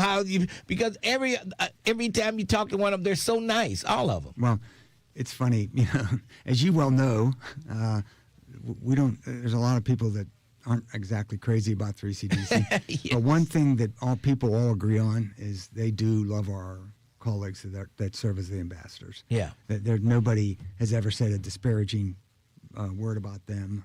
They are truly our frontline workers are dealing with oftentimes, in addition to keeping things clean, they're oftentimes diffusing sort of tense situations. Their ability to properly and with dignity address people that might be in distress. They work well with the police. They're respectful and very talented. And as you well know, at least 50% of them were folks who are second chance. Yeah. They've maybe been incarcerated or maybe in recovery, but they are wonderful colleagues. We owe them a debt of gratitude, quite frankly. Yeah. I tell you, they do a great job, very helpful. Anything you want to know, they can point you to the direction. And Terrence, people are saying the voice is kind of low. Can you tune that mic up a little bit? Anyway, so let's go to the phones. Ken Anderson, you have a question for Steve Leeper. Yes, I want to know if the city receives any portion of the revenue from Fountain Square Parking Garage, and if they don't, is it possible to renegotiate that contract so the city can receive some of the revenue? So, the city. It's a complicated thing, but what happened when we renovated Fountain Square back in 2006. The city was operating that garage. They owned and operated the garage. Mm-hmm. The garage was in terrible shape. Oh, God, it was in... Fountain Square was in bad shape. Yes. We made an arrangement with the city that we would buy the rights to operate that garage for $7.5 million. They were netting at that time maybe $600,000 a year, maybe, and that doesn't include what the money they needed to maintain it. They then turned around and granted us back 4 of that 7.5, and then we raised the rest of the money, which was $44 million, to build and rebuild Fountain Square and Fountain Square Garage. All the money that comes from Fountain Square Garage pays the debt associated with that renovation. So the city, for $48 million renovation of the garage and the square, put $4 million in. So they put 10% in. We put in the rest, and the revenue from that goes. Now, we do pay the city a management fee annually out of that, but it's not like we're putting it in our pockets. We're essentially paying debt for renovating a public space. Okay, well, that'll answer the question for now. Thank you very much. Okay. Take care. Thanks for your call. And see, people don't realize that they think, he's taking all the money from the city. The city should be getting that money. Actually, there's a lot of debt involved in that. We have $500 million worth of debt. Yeah. So that answered that question. He didn't have a comeback for that one. I don't know. 513-749-1230. There's other projects going on now. Other than the hotel, what's the next big project? Well, the biggest project as you well know, Lincoln, we've worked hard on this, what we call the southern part of Over the Rhine from 12th Street up to Liberty. We have a few buildings left to do there, but we have leapfrogged up Vine Street in Over the Rhine North. And the first project we began on was the Crossroads Health Center, right, which was formerly at the corner of Vine and Liberty. We built a brand new health center for Crossroads. They moved in May. It's a brand new facility. It's going to serve that community well. We are also just north of that one block are in the process of completing a $48 million community center that will replace the former CRC Rec Center that was in Over the Rhine. Okay. And that will be done in November of this year. We will open it up in January, likely. It will be a 25-meter pool, basketball courts, rolling rink. It is a state-of-the-art facility. It will be run like Ziegler Park, which is opportunities for swim lessons, swim teams, Saturday hoops, all the things that we'd like the children in that neighborhood to take advantage of. There will be membership fees on a sliding scale. So you and I, Lincoln, would pay the market rate. You would pay twice the market rate. Right. We'll have a special fee for you. And then we have folks who are maybe in affordable housing communities that will get either scholarships or low-paying membership fees. Okay. But the idea is to provide opportunities, and so we're really excited about that. We have then started on construction just adjacent to that on 45 units of housing, of which about 40% of them, 50% of it will be affordable. So it will be part market rate, part affordable. We're also introducing, you mentioned our ambassadors, we're also introducing as part of that is a housing program for them. So a lot of those folks, because they have records, oftentimes find barriers to getting into housing or federally funded housing. Okay. So our goal is then to have a program by which those folks have an opportunity to move into one of our apartments, and it does both. They may benefit from it, but we also benefit having their eyes and ears within our property. So. And so we're moving aggressive. What looks to be a relatively challenged area as you go up Vine Street there, in the next 18 months or so, you're going to see a radical change in that part of town. recently purchased the St. Francis Seraph campus. That's what I want to ask you about. What are you going to do with that church there? Well, that's a good question. The friars were talking about selling that property. They agreed. They had already made a decision to close the church, which was very hurtful for that congregation. It was painful, and understandably so. We wanted to make sure, working with the city, that it stayed in the right hands. There are 2 service providers in that facility right now, St. Francis Seraph Ministries and Mary Magdalene. They both provide some of the basic foundational needs for people. Mary Magdalene, showers, clean clothes. St. Francis Seraph Ministries, meals, foot care. I mean, things that people, just basic needs. They will stay in that building, and then we will work with the city and other service providers to build a new, what we call, center of care, that will provide a day center that will have multiple levels of services that people can go to, that will service everything from some of those basic needs to mental health, to maybe drug addiction. There's some things people need that they presently are able to get at the library, which is, their benefits from JFS, job applications, everything. So it'll be a one-stop shop that the city is taking the lead and we're supporting. Now, it's when a business comes into Over the Rhine and I guess have a storefront or something, we were trying to figure, we can't keep a grocery store at the Avondale Town Center. Every time a grocery store comes, it closes. Now, how do you help? Do you help businesses start up? Do you give them like a couple of months free rent to get started? What happens? How are you able to keep your businesses going? Of course, everybody doesn't stay in business. Some of them go out of business. But how do you help them get a good start? Well, when we redevelop a property, and so most of those street front properties that you see, we have 160 tenants. Most of them are street level. They will go in and let's not talk about a second generation space, but maybe it's a blank box at that point in time, and it cost X amount of dollars, $500,000 to fit it out, to get it ready for them to do business. We pay a good portion of that money to get them into the building, and then they only have to bring a small portion, and then we give them a relatively low rent, and then we do what's called a percentage rent, which is if you do better, then you kick in. So grocery stores are tough though. Before I came to Cincinnati, I was development director in Pittsburgh. We worked to try to get grocery stores in some neighborhoods, and sometimes you're forcing something that may not be there. In other words, there may not be a market. Enough of a market. That could be the problem up there.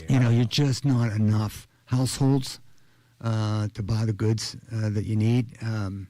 Kroger for years provided required support on the Vine Street, if you remember, and over the Rhine. Until we built the new one down there on Walnut and on Court Street. So I think that they're having that problem in Clifton. It's not like it's that, it's not something that's a problem just in Avondale. It's that Clifton markets went by, went the same way. So it's a challenge. I don't think it's a reflection of the neighborhood. It's just simply the number of folks, but we just got to find ways to make sure that people move. Downtown Over the Rhine is very fortunate. Not only does it have the grocery store there, but it has Finley Market. And so we're anything but downtown, and Over the Rhine is anything but a food desert. All right, let's take a quick break. We'll come back and take some of your calls. We've got Steve Leeper, the head of 3C DC, in the studio, 1230, The Buzz. Looking for a podcast that delves into the intricacies of love and relationships? Look no further than Dear Future Wifey. Whether you're single or in a relationship, this podcast is a perfect place to engage in thoughtful discussions about relationships. Join us on a journey of exploration and recovery as we explore the world of love and discover the secrets to successful relationships. Tune in every week for new episodes on the Urban One Podcast Network. Go to urbanonepodcast.com or wherever you get your podcasts. School not working? This will. If you're between 15 and 21 and struggling to finish high school, there's another way forward. At Banyan High School, students can catch up on credits, get the support they need, and graduate all at their own pace. Hear directly from students and families who found a different path to success. Visit banyanhigh.org/get started. That's BANYANHigh.org/get started. Catch up, get support, graduate. School not working? Banyan High School will. We are the keepers of the wild, America's original and most invested conservationists. For more than 80 years, we've been committed to conserving wildlife and the natural landscapes that define our nation. From rugged alpine ridgelines to peaceful tall grass prairies, we've supported the conservation of more than 36 of American wildlands. Our funding has led to cleaner water, fresher air, and improved wildlife habitat. From abundant fish and waterfowl populations to robust deer and elk herds, nothing is more important than maintaining wild spaces for adventurers to explore and wildlife to thrive. We are America's hunters and target shooters, stewards of the American outdoors. America's hunters and target shooters, along with firearm, ammunition, and archery manufacturers, have invested more than $46 billion to help state fish and wildlife agencies manage and protect wildlife and wildlands across America. For more information, visit outdoorstewards.org. The Alzheimer's Association and the Ad Council present the story of Tom and Levi. Tom is the smartest man I know. He's been a professor at 2 major universities, been a teacher for over 40 years. One day, he told me that he was having problems in his classes. I think one of the students had asked the question and he didn't remember the answer. And I also noticed that he was letting his class out earlier than they were supposed to let out. And he was telling them that he was doing it as a favor to them, but I think in reality, he just wanted to get out of there. I was really starting to worry because I saw something was wrong. Levi and I talked about how it would change our lives, but he was there beside me, and my love for him was just immense. When something feels different, it could be Alzheimer's. Now is the time to talk. Visit alz.org/ourstories to learn more. A message from the Alzheimer's Association and the Ad Council. Laura, the guys really went to town on that leg of lamb. Yeah, thanks, Amy. I'm glad everyone enjoyed it. Something's wrong. I know you too well. Jim's company is cutting his salary, and he may even get laid off. He doesn't think we'll be able to afford the mortgage. Oh, Laura. If you think you may be in danger of foreclosure, call the National Foundation for Credit Counseling at 866-687-6322 or visit mortgagehelpnow.org. That's mortgagehelpnow.org. This has been a public service from the NFCC. Hey, wouldn't it be great if life came with a remote control? You know, you could hit pause when you needed to, or hit rewind, like that time you knocked down that wasp's nest. Uh-oh.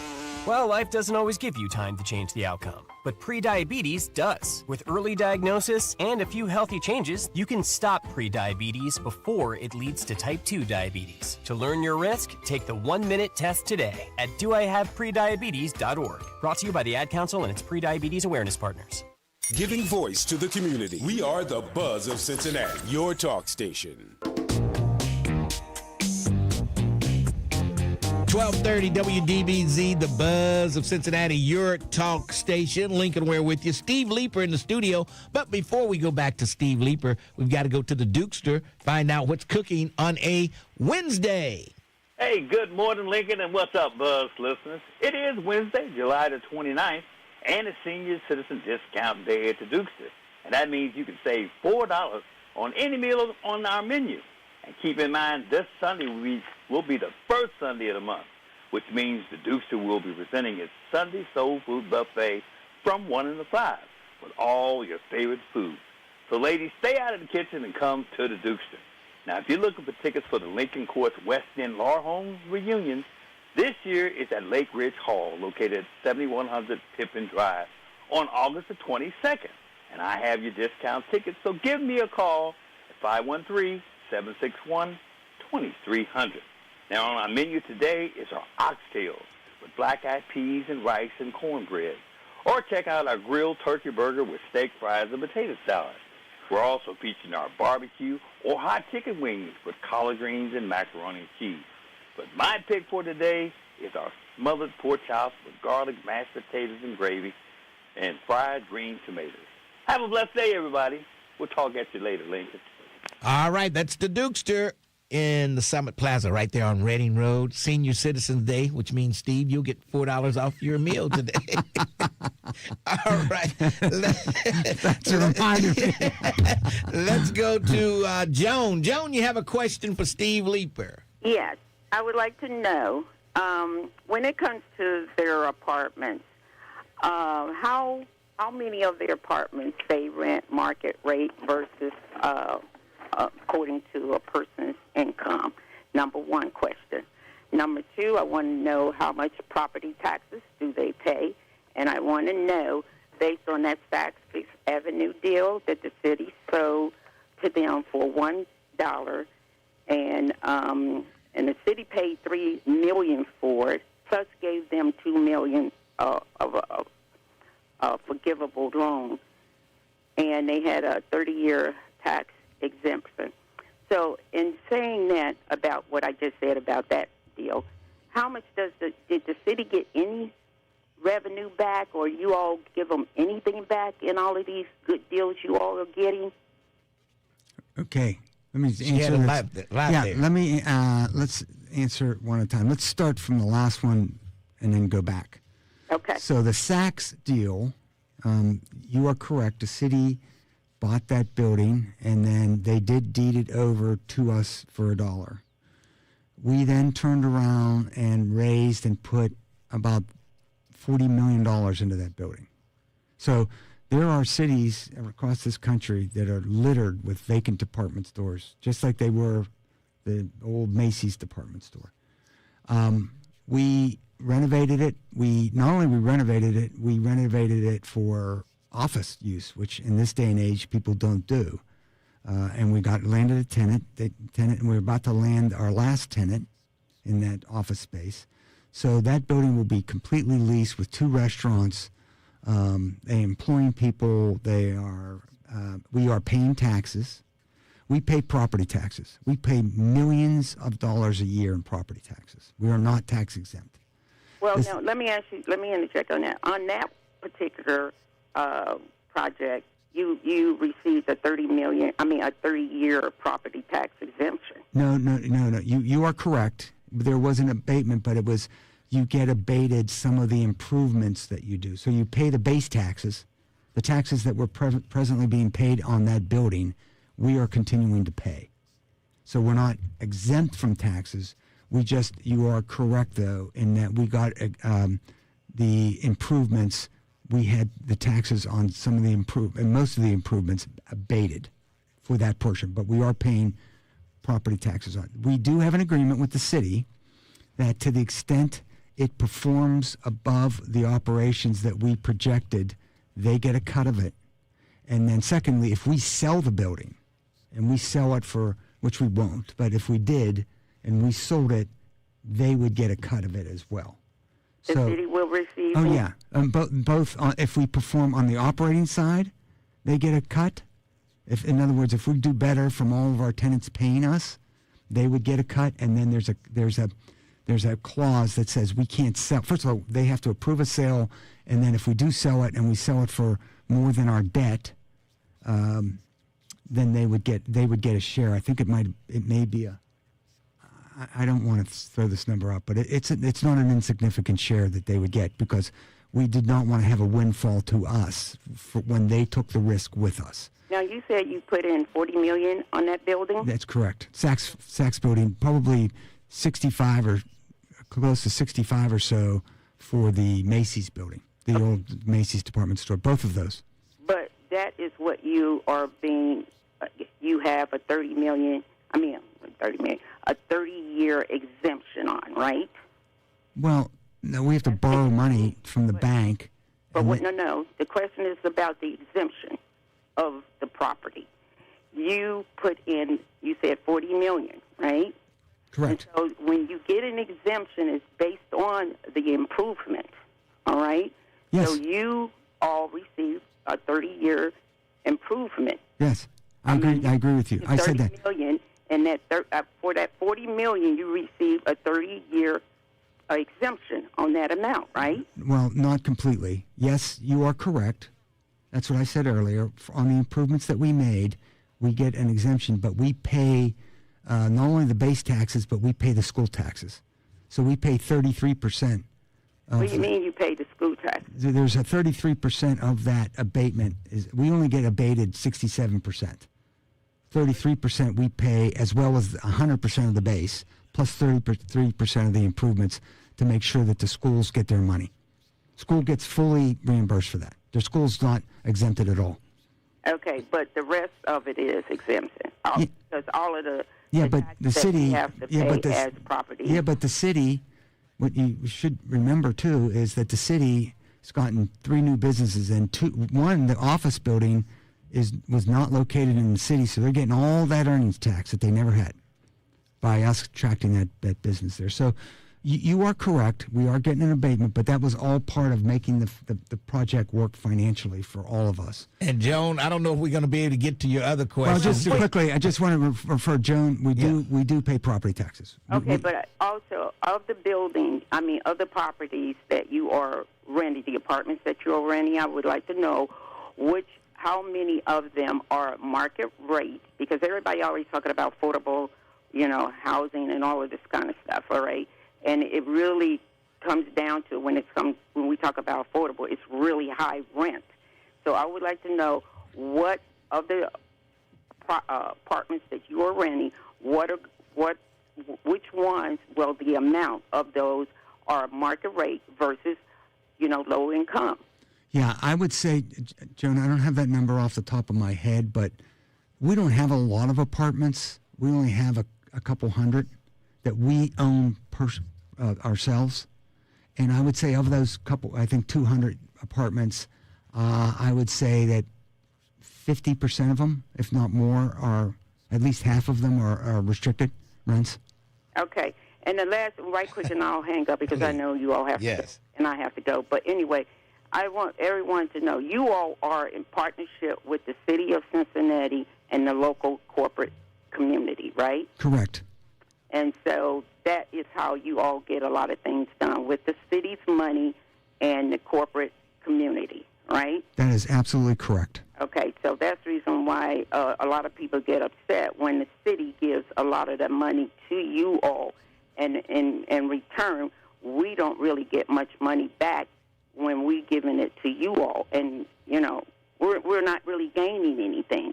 Not in my opinion. I don't know about others, and that's the reason why some people get upset about 3CDC. At least I do. All right. Okay, just let me address that last point. Hang up and listen, Joe.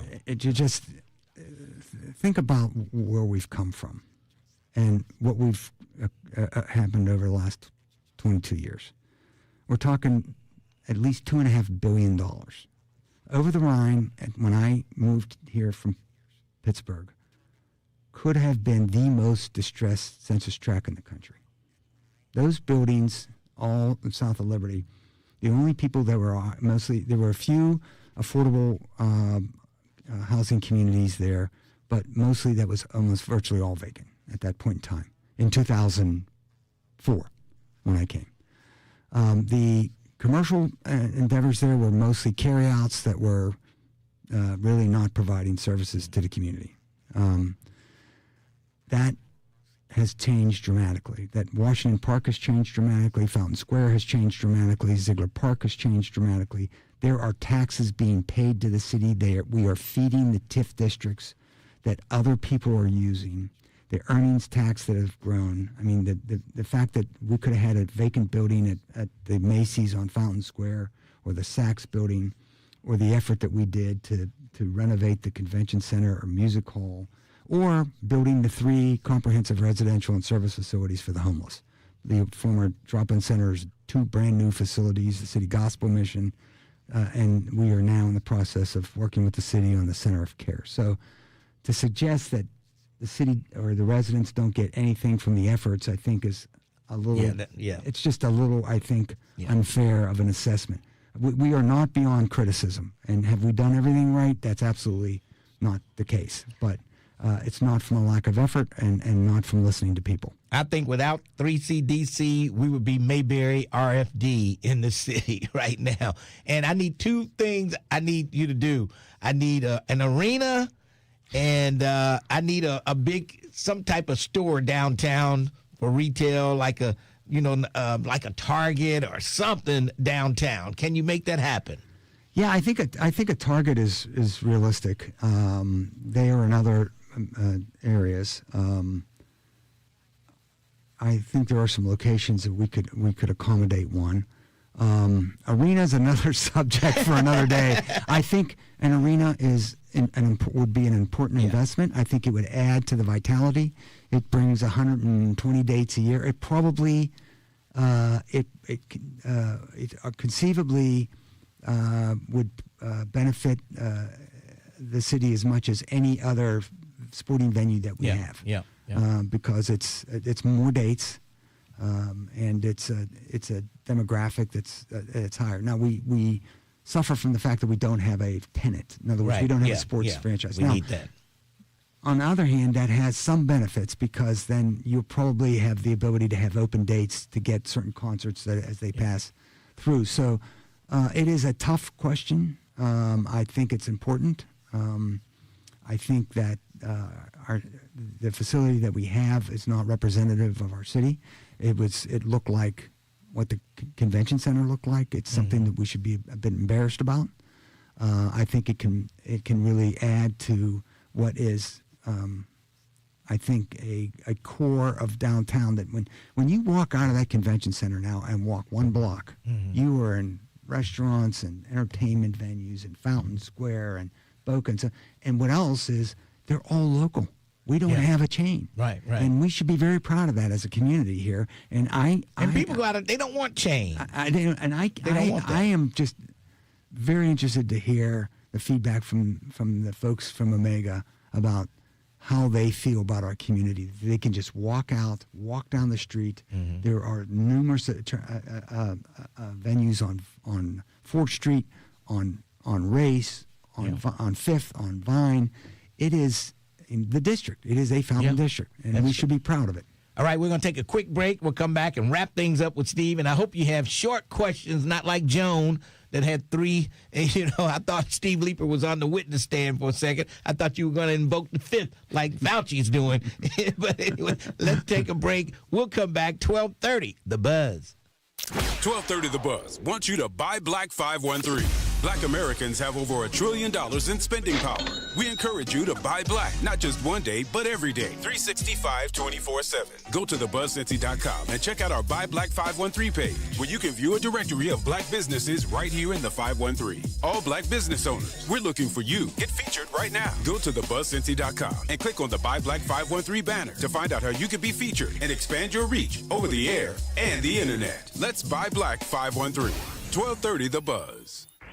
Are you looking for a school where your child can thrive? Discover North Bend STEM Academy, Cincinnati's new tuition-free K-5 public charter school. At North Bend STEM Academy, students enjoy hands-on STEM learning, extended reading and math instruction, caring teachers, and a safe, supportive environment designed to help every child succeed. Free breakfast and lunch are provided, and enrollment is happening now. Give your child a strong start and a bright future. Visit northbendstemacademy.org and enroll today.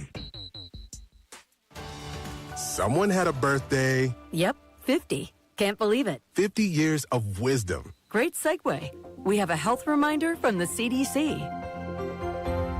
Pneumococcal vaccination is recommended for adults 50 or older. Says here, we're over 6 times more likely to be hospitalized with pneumococcal pneumonia than adults under 50. I don't love those odds. Same.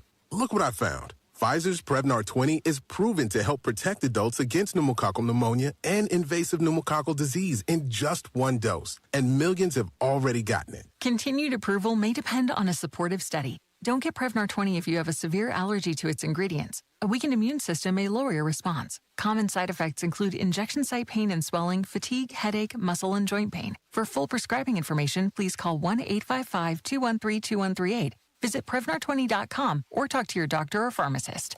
I'm on Prevnar20.com now, scheduling my appointment. Good idea. And happy 50th. Hey, Cincinnati. Get ready for the Queen City Slam 3-on-3 basketball tournament. The City of Cincinnati, in partnership with the Cincinnati Recreation Commission, present the Queen City Slam, Saturday, August 8th at the Banks. Youth, adult, and pro-am teams are welcome. We've got a bracket for everyone.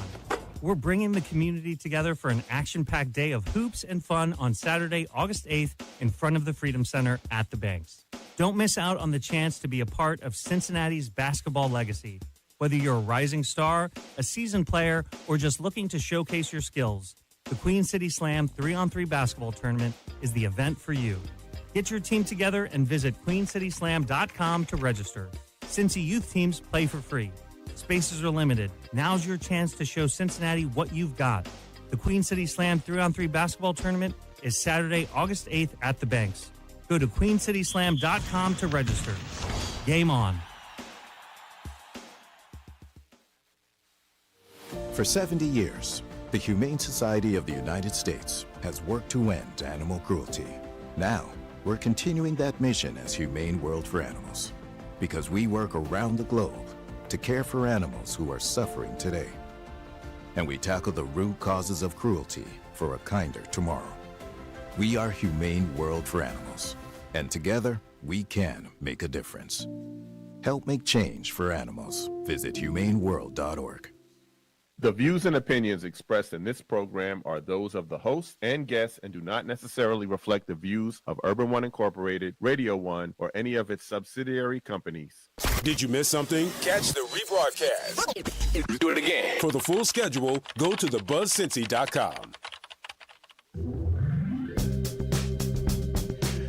1230 WDBZ, the Buzz of Cincinnati, your talk station. Somebody on YouTube says, I think 3CDC is doing an outstanding job, especially if you're old enough to remember what OTR used to look like. And, Over the Rhine was really a hot mess before 3CDC came in. I will say that. It was a challenge. Yes, yes. All right, let's go to Langston. Langston, you have a question. Yes, sir. Real quick. Hey, Steve, a really quick question for you. Has the Carew Tower project started? And if so, how many black subcontractors do you guys use on that project? And not to be confused with minorities, but black contractors. And one more side note, is there someone that you guys work with to link you up with qualified black contractors? And I'll hang up and listen, Lincoln. Thank you. All right, thanks for your call. Did he ask about the Carew Tower? Because we're not doing. You mean maybe maybe he's talking about the new hotel, but the Carew Tower, that's not our project. Okay. But we work with a lot of. When he says he wants to qualify black contractors versus minority contractors, because you can be minority contractor. Yeah. Mm-hmm. It's a policy. Like for instance, at the convention center, about 23% of those contracts were minority. The vast majority of that were African American contractors. Okay. We have a good crop of good, solid African American contractors, as you can see. Two of them were were joint ventures with Messer as the construction manager. So both Traversity and Jostin had their senior managers on that job. In fact, a couple of those were our best superintendents on the site. Okay. Yes, we would, and if somebody's interested in doing work with us, we would love the opportunity to try to see how we could work together and expand our base of good subprime contractors. So you could just send a note at 3CDC or send me a note at my email address at sleeper, literally sleeper, SLEEPER at 3cdc.org.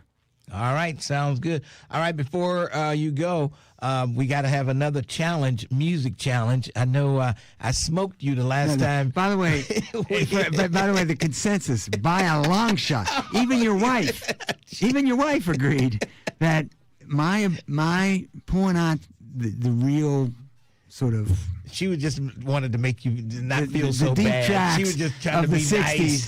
The deep tracks of the 60s, I was pulling them out, and you were a little overwhelmed.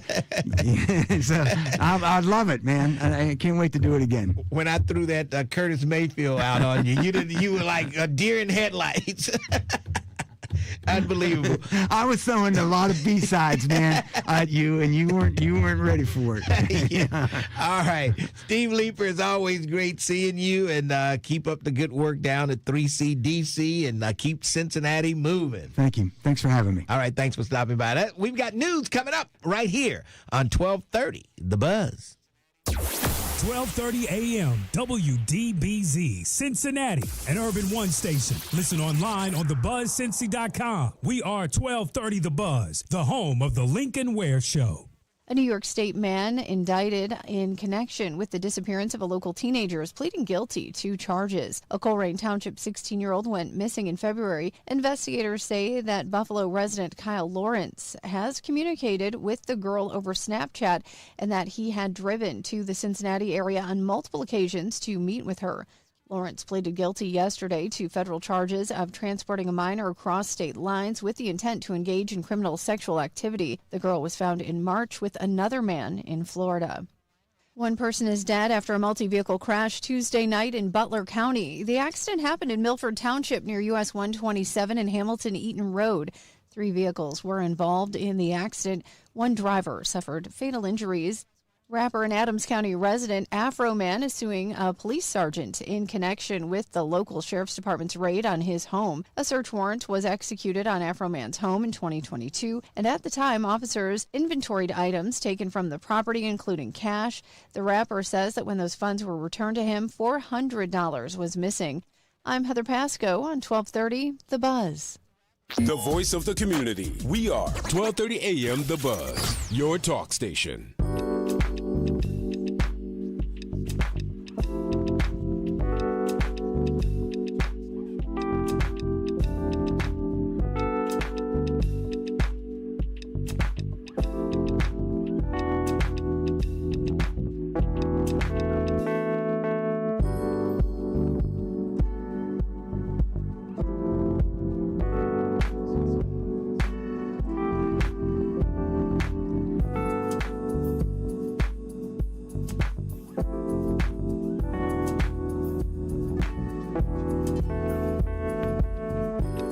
WDBZ, the Buzz of Cincinnati, your talk station. Lincoln Ware with you.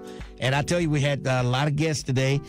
We got Mr. Futel here and the Q-Dogs coming up in just a few minutes. They're in town, and they're ready to go with the conclave here. Now, Mr. Futel, tell us a little bit about what it is you're going to do. And you've got some Omegas working with you on this project you're doing, correct? Absolutely. Absolutely. In fact, this came up because I started working with an Omega.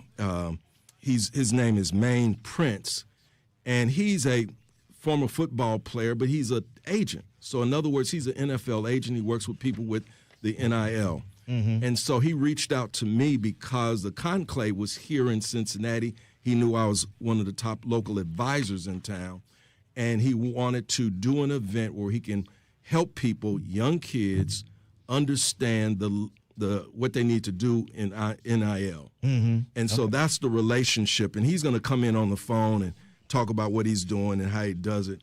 But the purpose of all of this is really to examine the promises, the misconceptions, the issues that are going on in this community. NIL is very, very important, but unfortunately, most people don't know what to do in this particular situation. And what you want to do is make sure that you're prepared prior to getting a contract. Before you get the check, you got to have your stuff set up. Because by the time you get a check, you're probably going to make a whole bunch of mistakes. Right. So you have to have everything set up. This is new. These kids are coming out of high school, with the hopes of making millions of dollars out of high school. Out of high school. That's exactly right. And so the promise is there. And the challenge is if you don't know what to do, you can blow all that money. You can blow all that money. In fact, what tends to happen in our community, we see people, they come out of football, 5 years later, they're broke. They come out of basketball, 5 years later, they're broke. They come out of boxing, 5 years later, guess what? They're broke. And so what we want to do is change that narrative. You got a great opportunity. You're getting paid a lot of money. Why don't you set yourself up so that you can do the things that you need to do and be strong financially? Okay. Now we got the Maine Prince on the air here. Maine, you're a Q-Dog, I hear. How you doing? How you doing, everyone? Thank you right. for having me. All right. Now tell us what's your involvement in this? So, besides being a certified NFL agent, I'm also an NIL agent, name, image, likeness agent, and I work with high school and college student athletes, primarily college football. My role is that as an advisor, especially to the families. A lot of times, unfortunately, people have me come on after the fact. It's great that they have somebody that can understand what they're going through, but it'd be better if we can do things beforehand. Yes. Now, and so a lot of times that doesn't happen. I'm sure. No, not at all.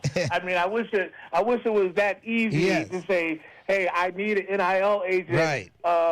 What can I do?" But for the reality is, 90% of the incoming calls I get from dads or parents is, and they're talking about high school kids, is the first question is, well, how much can my son make? I'm like, that's not how it works. It doesn't work like that.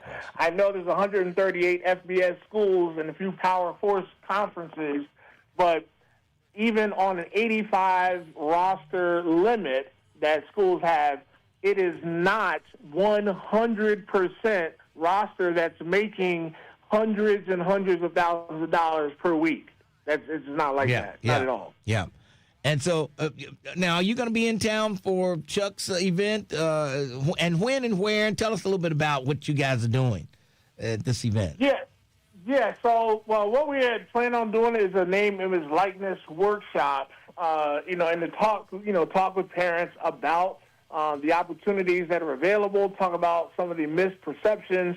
And, of course, talk about methodologies and what they can do to set themselves up for success rather than, unfavorable results. I'll put it that way.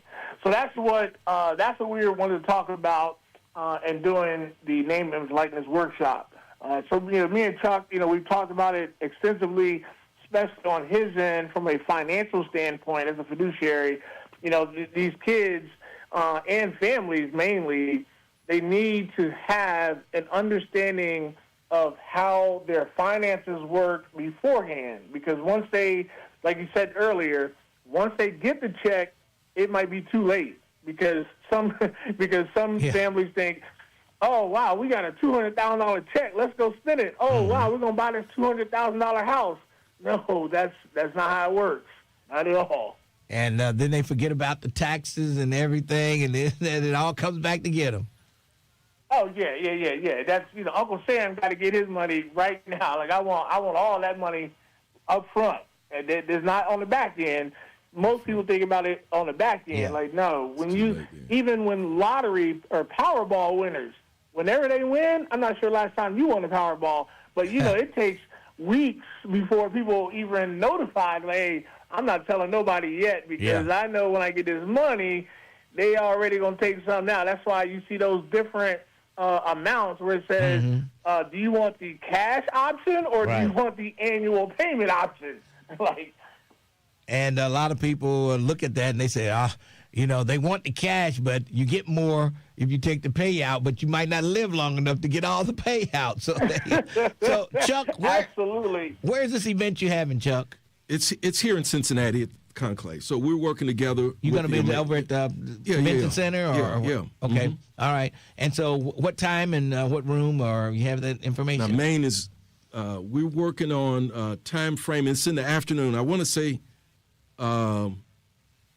what's the time frame, Maine, we're looking at? Like 12 to 2 on Thursday. Thursday, okay. And then, and then they'll have signage and everything over there. 12? And then people can, get online to look more information. If they go to our website at mainprince.com, or that website, or, they look over the Cincinnati Conclave, we have some stuff over there as well. All right. It sounds good. 12 noon on Thursday at the convention center. Yeah.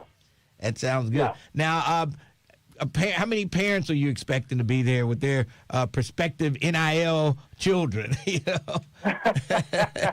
Well, our capacity is at 300, but based on these calls, I know we have. I think Brother Ricky Lewis said we got about 30,000 bros that are in town for the actual event. Yes. But we're gonna be at capacity. Yes.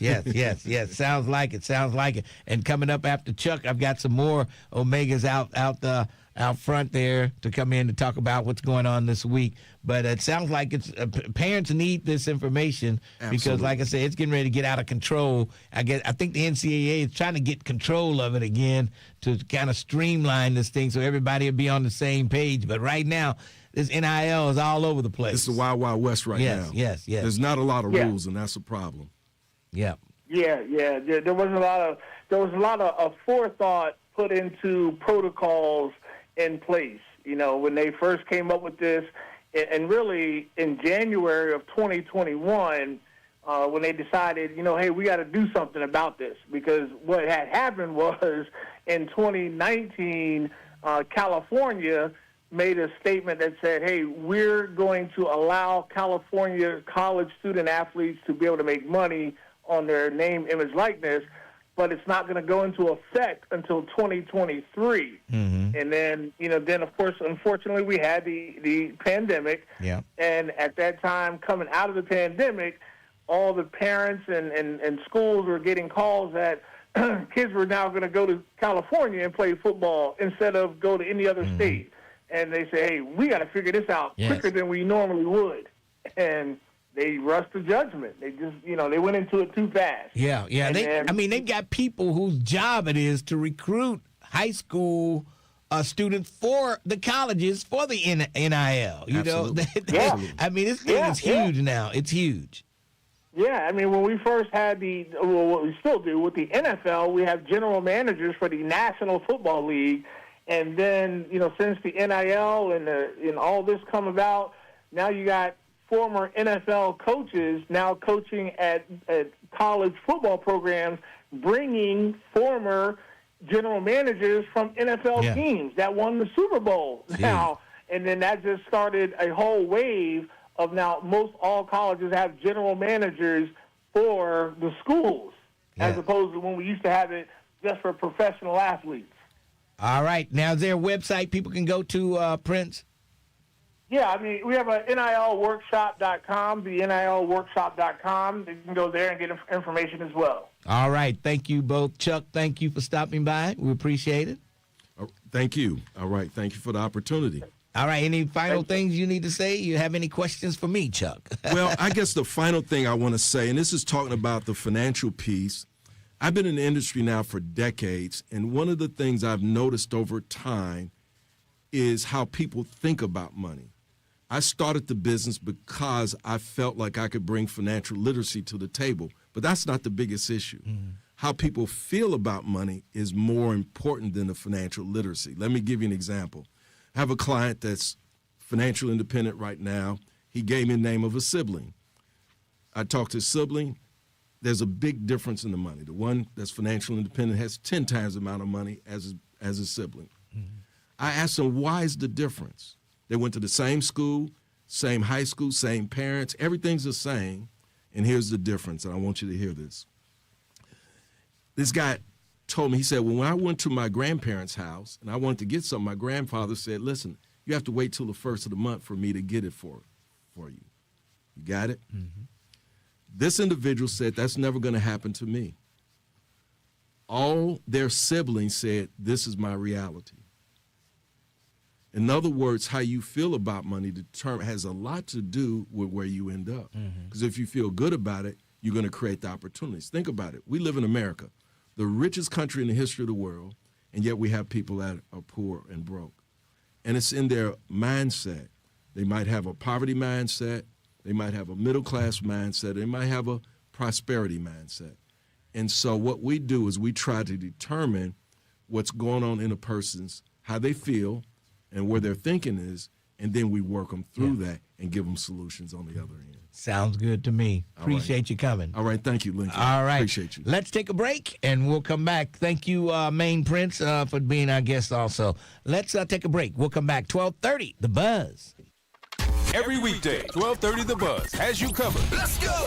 With new entertainment and information. Starting at 6 a.m., set your alarm for Get Up Mornings with Erica Campbell. What's going on, Cincinnati? This is Erica Campbell. Followed by The Lincoln Ware Show from 10 a.m. to 1 p.m. Hey, this is Lincoln Ware. Join me for The Lincoln Ware Show. Then it's Keeping It Real. With me, Reverend Al Sharpton. From 1 till 4 p.m. News, entertainment, and information. We've got it all right here on 12:30 The Buzz. Wednesdays at 9:30 on Clio TV. Hey everybody, it's your girl Tamar. Miss E. Yes, Cooking Sessions is back for season 2. Extravagant. Brand new kitchen. Oops, there it is. Brand new recipes. Ooh, all the seasonings. More flavor. You did that. I stuck 2 toes. Yep. More fun. Did I do that? Shake, shake, shake. I know I'm entertained. It's off the chain. Y'all ready to go? Cooking Sessions with Tamar and Miss E. All new tonight at 9:30 on Clio TV. Set your DVR. Are you looking for a school where your child can thrive? Discover North Bend STEM Academy, Cincinnati's new tuition-free K-5 public charter school. At North Bend STEM Academy, students enjoy hands-on STEM learning, extended reading and math instruction, caring teachers, and a safe, supportive environment designed to help every child succeed. Free breakfast and lunch are provided, and enrollment is happening now. Give your child a strong start and a bright future. Visit northbendstemacademy.org and enroll today. Hey, are you looking for something new and exciting? Stop by the Comsey Health and Wellness Celebration on Thursday, August 6th, and try out our lotion. Hear the testimonials about how our product has worked for others. Comsey Lotion is a game changer. Come to 3800 Clifton Avenue on Thursday, August 6th from 10 a.m. to 5 p.m. and try out our natural product. Get a big discount on Comsey Lotion on Thursday, August 6th, 10 to 5. For more information, go to ComseyLotion.com. Hey, yo, Cincy, you ready? This Friday, the parties everybody's talking about is at Megacore Pavilion. It's camo and denim night with the world-famous Kid Capri, DJ Wonder, and a live performance by Pink Gator. One night, one stage, one unforgettable experience. Rock your freshest camo and cleanest denim, grab your crew, and get your tickets to the hottest party of the summer at ccparty26.com. Use code FRIENDSHIP for a discount. It's camo and denim night with Kid Capri this Friday night at Megacore Pavilion. Be there. Tickets at ccparty26.com. We got out of Washington State, and I think a week after, state went on lockdown for COVID. So then when we transitioned to Texas, it was very much so like, what are we going to do now? Operation Homefront has allowed our family to make something of ourselves again in the world after military. It's completely changed the way our life is. It took us from a hopeless situation, and now we're homeowners. We have a savings account. I'm the first one to own a home out of my siblings. Visit OperationHomefront.org to learn more. You live in a nice neighborhood or condominium community, but that isn't enough. You need to know your board and community manager are making the right decisions to protect your investment. Community Associations Institute can help. Visit responsiblecommunities.com to learn more. 12:30 The Buzz. Streaming live on your computer. Log on to thebuzzcincy.com. 1230 WDBZ, the Buzz of Cincinnati, your talk station. Lincoln Ware with you. And the Omega Psi Phi brothers are in the house. Yes, they are. They're in the house bringing in Kid Capri. Let's go around the horn. Give us your names, all of you. This is Deron Strickland. What's wrong with this guy, man? T.I. the Fly Guy. What's going on? Barry Israel. All right. Now, you guys are bringing Kid Capri into town. Tell us a little bit about where will it be, how much it costs, and how can people go and check out Kid Capri this weekend? Yeah, so we have Kid Capri coming in town, party here in Cincinnati. We'll be at the Megacorp Pavilion, which is across the bridge in Newport, Kentucky. Tickets are available on ccparty26.com. That's ccparty26.com. Price ranges for general admission right now are going for $75, and VIP experience is what the party is really built on is $120 right now for a VIP. So Kid Capri, DJ Wonder from Shade 45 Radio, and then Pink Gator will also be performing as well. Now, how often do they have the conclave? How often do they have this? Well, conclave actually happens, every Every 2 year? years. Every 2 years. Okay, every 2 years. In which we Okay. coming out there, and Where was the last city you had? What was the last city? Remember? Tampa. It was Tampa. It was Tampa. Tampa. Okay. Now, how did you guys decide on? How do they decide on what city they're going to? Do you know that the inner workings of that? So we have different committees that actually go out and vet the cities. Just because you're a big name, it doesn't mean that we're going to come to you. So the committee, and not speaking on all the inner workings, but the committee goes out, work with the visitor bureaus of the city, and if your city is selected, we show up. Okay. All right. And here in Cincinnati, tell us where you guys are from. Go around the horn. Where you guys from? We're all from Chicago. All from Chicago. Chi-town, Okay. Yes. Okay. The late Herb Kent. Yes. My hero. That's my hero. He used to live upstairs from me out in Calumet City. You're Absolutely. kidding me. As a All young right. lad. Yeah. The cool gent Herb Kent. Chicago State University. Yeah. All right. Well, I hope you guys have a great time here in Cincinnati, and we want to get a report. Let us know how they're treating you here, and but they're gonna roll out the red carpet for the Omega Sci-Fi Brothers. Let me tell you. Yes. Hey, so we're just looking for it again. Hey, we asking you all to come out for an unforgettable night of music and fellowship and a celebration, right? Yeah. Like we're coming on in here as the brothers. We're looking to have an economic impact out here in the city. In Cincinnati. Just show some young black males about mentorship, what it is to be, positive role models here in the city itself. Again, we're doing this in Chicago. It's wherever the bros are. We out here changing what's happening to our environment in our city. All right, and a lot of the fraternities, you guys, I'm sure in Chicago, you guys do a lot for the kids in the city. You guys do a lot of work with indeed. the nonprofits and things like that within the Chicago city. Yes, indeed. Yes, we do. Absolutely. And what we would say just again with that, we're from bringing young males in to, again, show them the way, just be a guide for them, just be a role model, an ear for them, be an example for them. And again, we just took the opportunity to change their outcomes by getting involved with them daily. And that's what they need. That's exactly what they need. All right. So Kid Capri, what's the date, time? The date will be Friday, July 31st from 9 p.m. to 2 a.m. At the Megacorp Pavilion across in Kentucky. But also, too, we have the ccparty.com, which identifies 9 different events. So we're doing things at 21C Museum Hotel, the Nicholson Bar. We have the Legacy Groove, which is on Saturday night at the CAC Museum. Okay. So, it's pretty hectic this week. Right. Yeah. And where do they go to find that website where all these parties are? ccparty26.com. ccparty26.com. You go there, you find out where all the parties will be happening in downtown Cincinnati. Yes. That's right. Hey, man, Barry, you got to put some flair on this, man. Let them know, come on out to the Camel and Denim Party, baby. We featuring the legendary DJ. Legendary. Kid Capri. Kid Capri, baby. The Megacorp Pavilion, here we come. Get out here, join us. Hey, be there, or what they say, be square. All right. You're a good hype man. That's right. That's what I'm telling, man. Get them on out here, man. We got here. It's the business side of things that's going on here. But listen, man, it's going to be a great time. I promise you. You don't want to miss this party. All right. Sounds good to me. I got a regular caller from Chicago, and his name is Twin, and he thinks he's a live gangster, so he might be out there. All right. Twin, come on out. Hang out with the brothers on the south side of Chicago. That's where we're from. And we're not from the suburbs. We're actually in the city, baby. All right. Get out here and make it happen. All right. Make it happen. Thank you guys for joining me. Hey, appreciate you. Thank you. All right. Let's take a break, and we'll come back. 12:30, The Buzz. Cincinnati.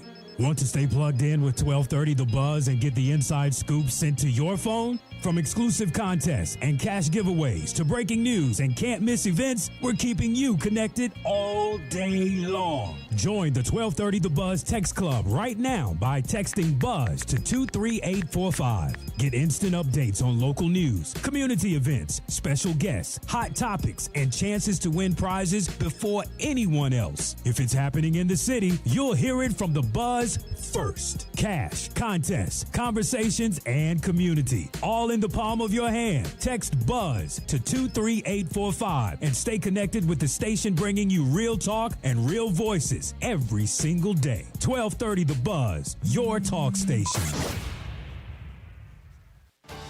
Someone had a birthday.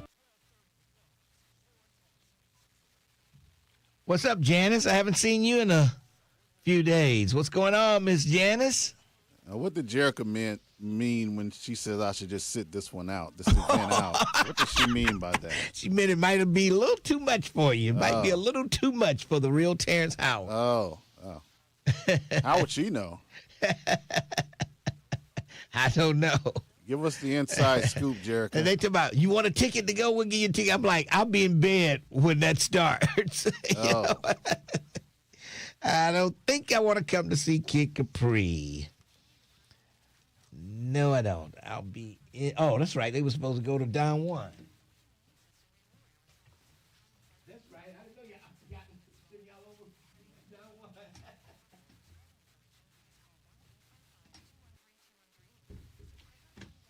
Got to send them next door. All right. Yeah, I don't think Kid Capri is your... No, not my cup of tea. No. Friday night, I was just finished working 2 shifts, doing the morning show and the afternoon show Friday. Yeah. So Kid Capri would be the last person I would want to go see at 10 o'clock on Friday night. Yeah. I'll be working 2 shifts, too. Lincoln, you are selfish. Get tickets for some of us. Oh, boy. I knew I wasn't going. I didn't want to take the man's tickets. That's jitterbug music to Lincoln. Are the alphas invited? I'm sure anybody who buys a ticket is invited.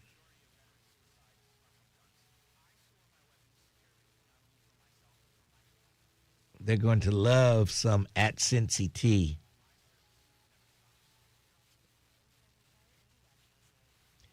Oh, she's always listening, just not on YouTube. Okay.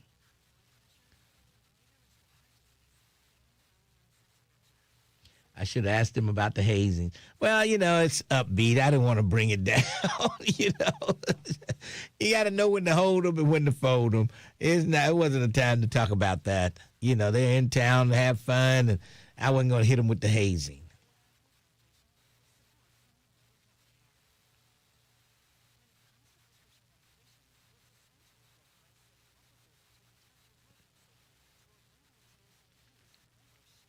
He thought you were going to ask him to watch Maya. Oh, my goodness. I will keep Maya anytime. Station. 1230 The Buzz, WDBZ, a Radio 1 station. 1230 WDBZ, the buzz of Cincinnati. I told you I had guests out of the wazoo today. I know. Can I squeeze any more guests in today? I don't think I have any more lined up. Who knows? I might. But I want to remind you, the Jeff Weiler Eastgate Used Car Mega Store, in case you want to go to some of those events that the Omega Sci-Fis are having. You might need something to get around in. If you don't have a car, well, you need to check into getting one at the Jeff Weiler Eastgate Used Car Mega Store right there on Route 32. Over 400 used cars right there on the site. Yeah, 400 used cars. Can you just close your eyes and try to envision 400 used cars? That's a lot of cars, I'm telling you. When we first signed the deal with Jeff Weiler, and I knew I was getting back in a car, and I'm like a kid in a candy store. He said, okay, go out there and find something you want to drive. And I just got out. I was just looking around. Well, I'm looking at everything, and I said, I like these new Buicks. I might try one. Yeah. The Enclave. I tried that Buick Enclave. That's what I'm driving in now, a 2025 Buick Enclave, and it is nice, let me tell you. All the bells and whistles. It got so many bells and whistles, I could hardly find the buzz on there. I had to sit. I might have to read this book to find out how to work the radio. I mean, it's unbelievable. You can be driving one also. Guaranteed financing. Call this number, 513-943-5400. That's 513-943-5400. Guaranteed financing. No matter what your situation, they can get you an approval. Jeff Weiler Used Car Mega Store. Call them up. Check them out today. All right, let's move along. I think Doug Springs is holding on. Doug, how you doing today? Fine, Lincoln. This must be a Q day today. Yeah, man. I know. That your brothers were just in here, Doug. Yeah, I heard them. Lincoln, first I'm gonna start off with Bass Sack. Lincoln, we stayed on 6th Street Hill, which is maybe a half a mile from downtown. So we walked downtown a lot. But Bass Sacks was basically where my family did their dry cleaning at. Okay. And I had to take the clothes down there most of the time. To Bass Sacks, and we dealt with Bass Sacks. I'm quite sure probably 20, 30 years at the location. Well, I think it was 6 and Walnut. Yeah. No, it was. That's not Walnut. Walnut. It was. 6 and Walnut. You're right. Yeah, 6. yeah. It's 6. I thought it was 6 I'm thinking and of 7. It's I 6 had to and walk Walnut. down there all the time. I can remember. I thought it was their mother and father, but they was always there. They was probably in their 70s or 80s when I was probably in the teens. Now, you remember the Metropole Hotel? Oh, yeah. Before they changed it over to the apartments, it was a hotel. Yeah, I remember. They gave parties down there a couple times. Downtown Lincoln, I went down there for the festival just to go downtown. I don't go to the festival. But I went down there, Lincoln, and basically without special events down there, the city is dry. Yeah. And I heard Mr. Leeper say at the end of his comments was that he wanted to know what the Q's are going to say. Yeah. About the everything being so conveniently close. And then that brings me back to something I said to you maybe a week ago about the economic impact. What is the real economic impact on black people that live here? Well, I mean, you figure, okay, the economic impact, you just like the music festival, it brings in $100 million for that weekend. Okay, so you got city services, city taxes, city services, county taxes, county services. I mean, it helps the services, the money that goes into the county and the city. It helps you and everybody. I mean, I don't know if they say, okay, we got to do this for black folks because it was a black concert. Do they say that for Taylor Swift when she comes in town? No, we got to give this money to white folks. You know? They just talk about the economic impact because in the economic impact, it covers probably 99% of the white communities, not our community. Yeah. We don't have the businesses downtown. We have a few down there, but they're small.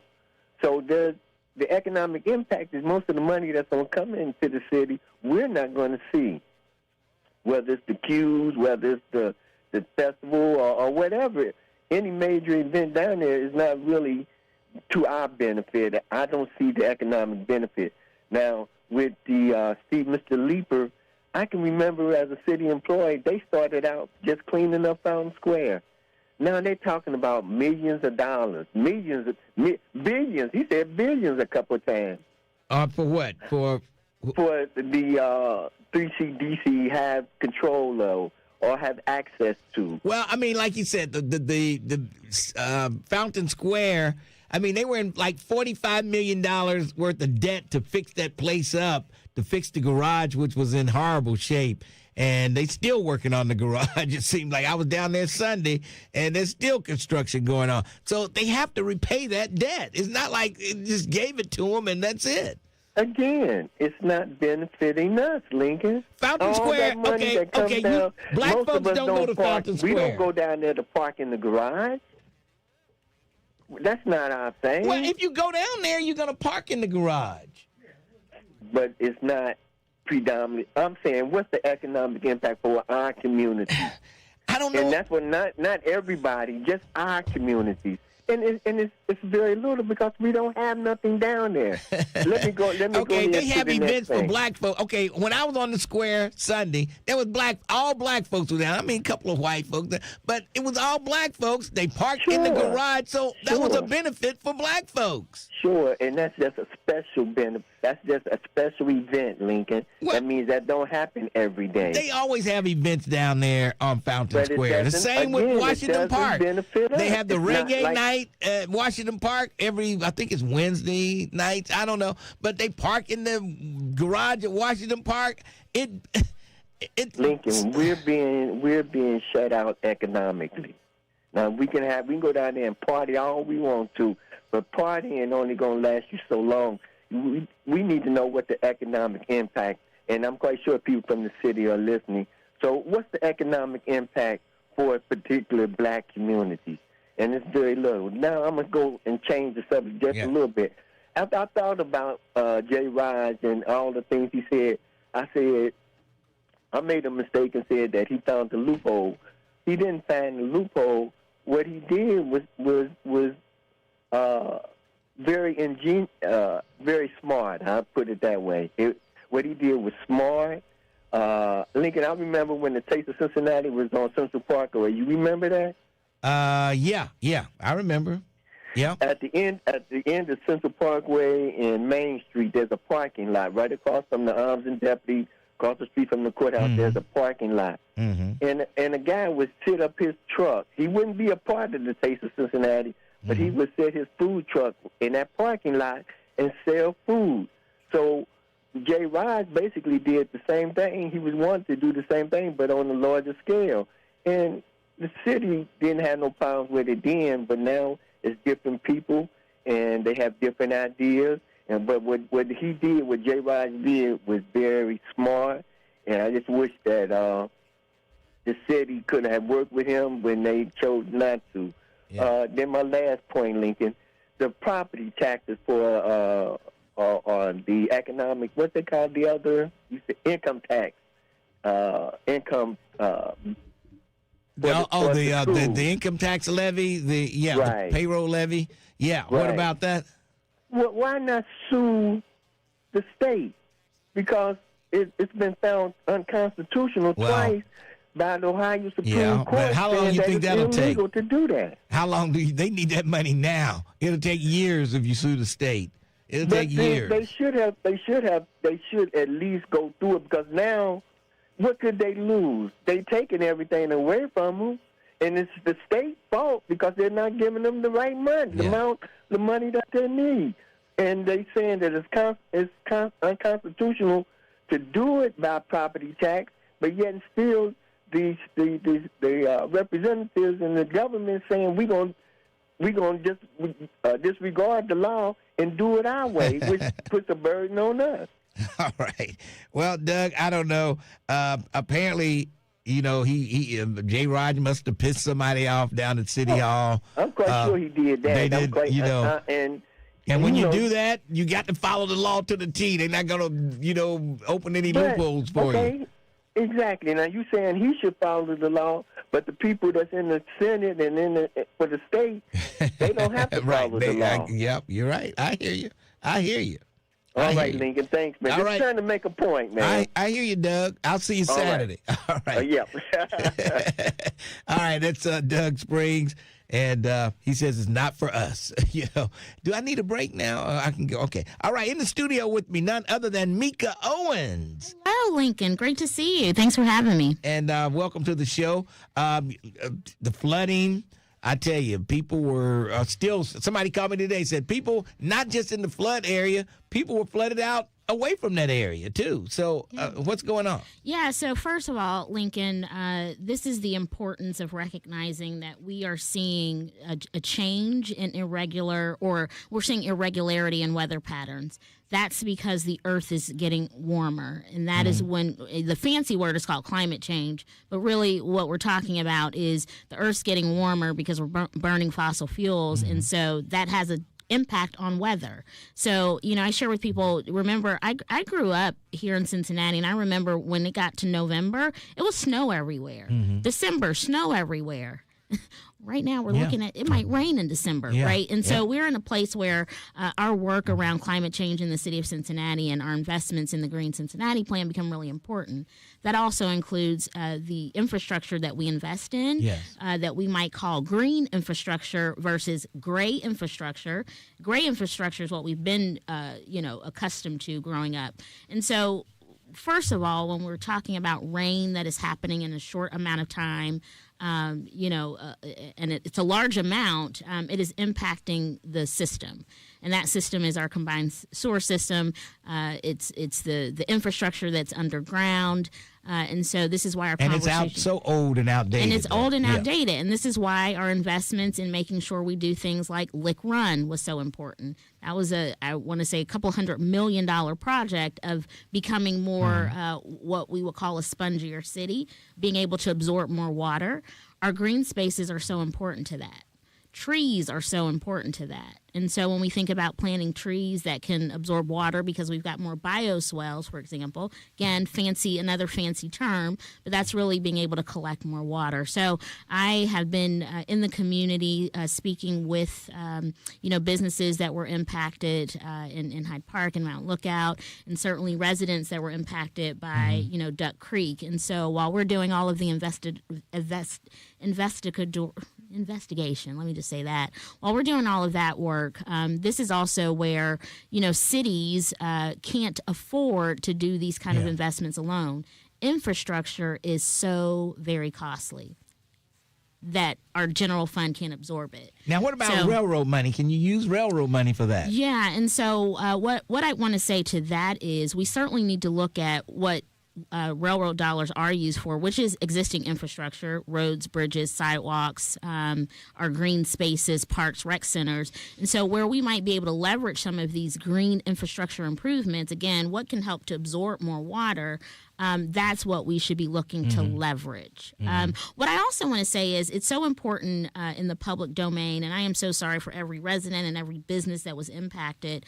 What we do want to think about is, one, what our response is to these type of events, not only from a city services kind of perspective, but also how we're helping people in these moments. And so we are asking the administration to come before a Climate, Infrastructure, and City Services Committee. That is the one that I chair, on Tuesday, August 4th at 10 o'clock. So we're going to have all of the departments that are responsible for responding to this type of weather disaster.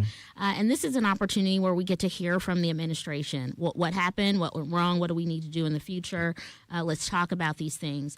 What I've done to get questions from the community, we actually have an open link from my office. It is up on our socials right now. It's a simple Google form of just asking and inquiring some basic questions. How was your property impacted? And even if you're not a property owner or was impacted, but you just have questions, please go on that link and fill it out. We'll try to have those questions be a part of what gets uncovered in committee. And so people should do that now. I sent it to you. I just texted it to you. But we'll email that to you as well, Lincoln. People can reach out to my office, and I can leave that information now too. You can call us at 513-352-3466 or send me an email at mika.owens@cincinnati-oh.gov. We want to hear from you. What questions do you have that you want us to get in front of the administration as well? And they can go to protection.outlook.com. Is that what I is think that? That's just click on that link. Yeah, but that's it. Yeah, link. So that would be what people would click on and then complete those those questions. Okay. But this is an important conversation for us to have, and when we think about how we pay for green infrastructure and these type of improvements that will make us more resilient as a community, we've got to have our state partners in this conversation. We've got to have our federal partners in this conversation.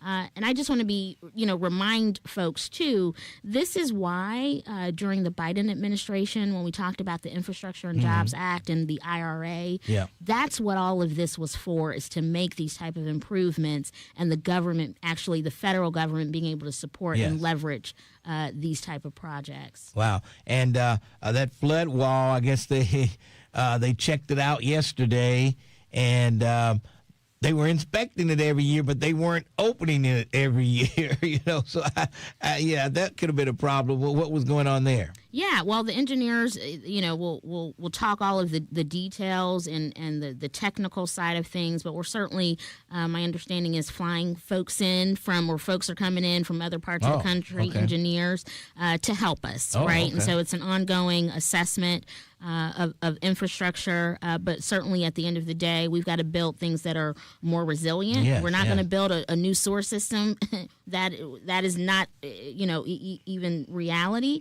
But we do have to understand how do we mitigate these things, not only from a climate perspective, but certainly from a preparation perspective. Mm-hmm. And so when we are thinking about businesses that are in that flood zone, and you think about storing things in your basement, raising things off the floor is important, or even as a resident, raising things off the floor is important.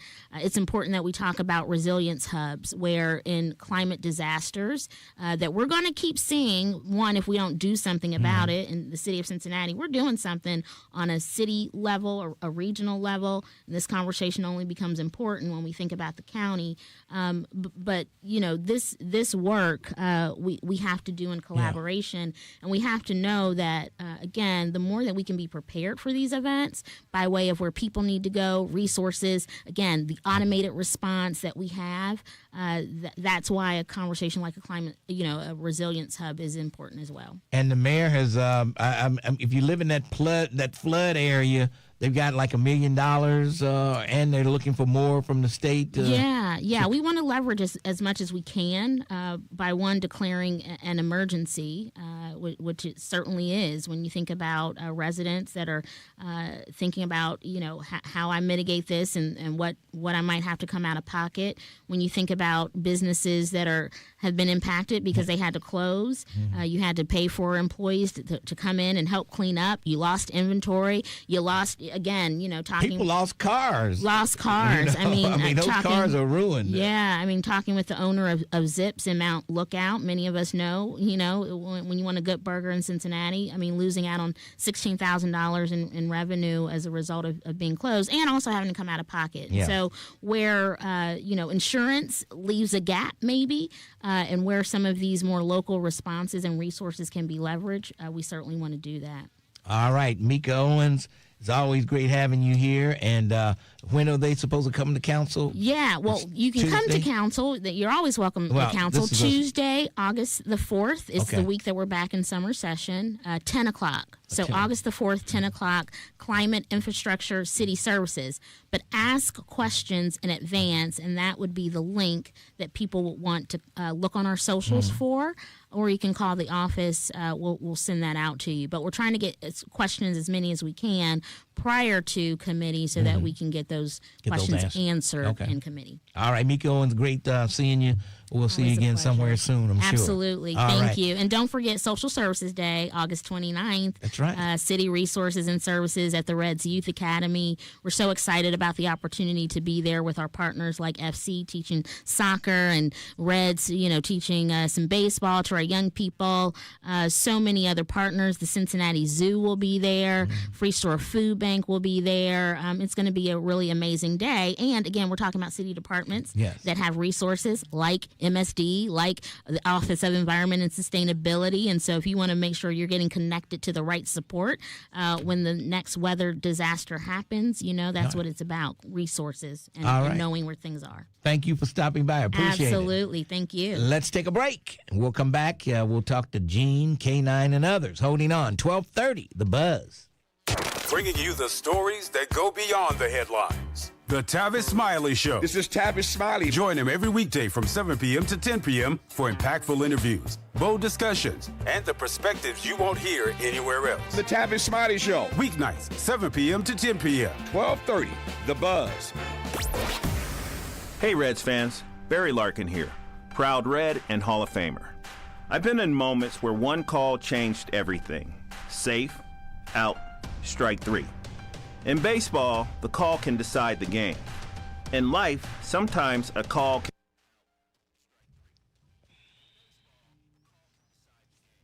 can...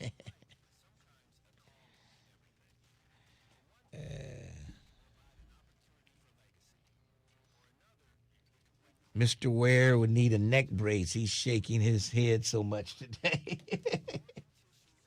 Yeah. Oh, boy. I know. I don't know what Doug talking about. You know, we don't use the garage and we only go down. People go down to, you can go down anytime during the summer. You'll see black folks sitting down in Fountain Square. I'm telling you, they could be down there watching the Reds games. Black folks are down there for salsa night. You know, I'm telling you. And before they moved the reggae down to Washington Park, they were there. And then they got Washington Park's got a garage. So I don't know how they going to earmark. Okay, we going to just give this money to black folks. I don't know how you do that. Oh, boy.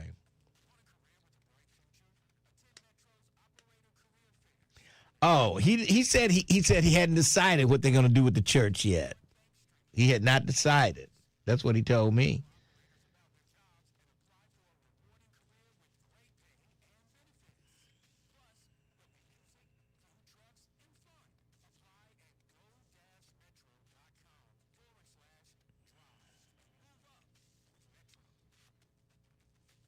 Steve Leeper thinks he knows his 60s and 70s music. He thinks he's... Oh, boy. I tell you.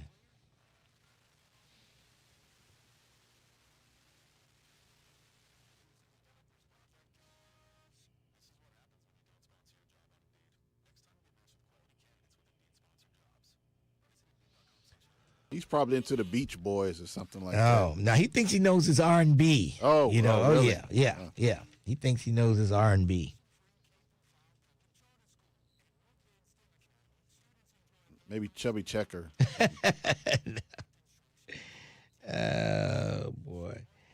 Got all the snakes in here today. Oh, boy.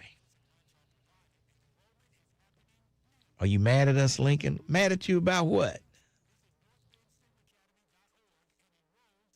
Your talk station.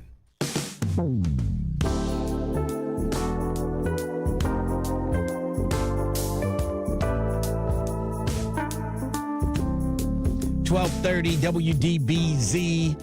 We are the buzz of Cincinnati, your talk station, Lincoln Ware, on a Wednesday. Yes, it is. And there's a lot going on. And we want to get to everybody.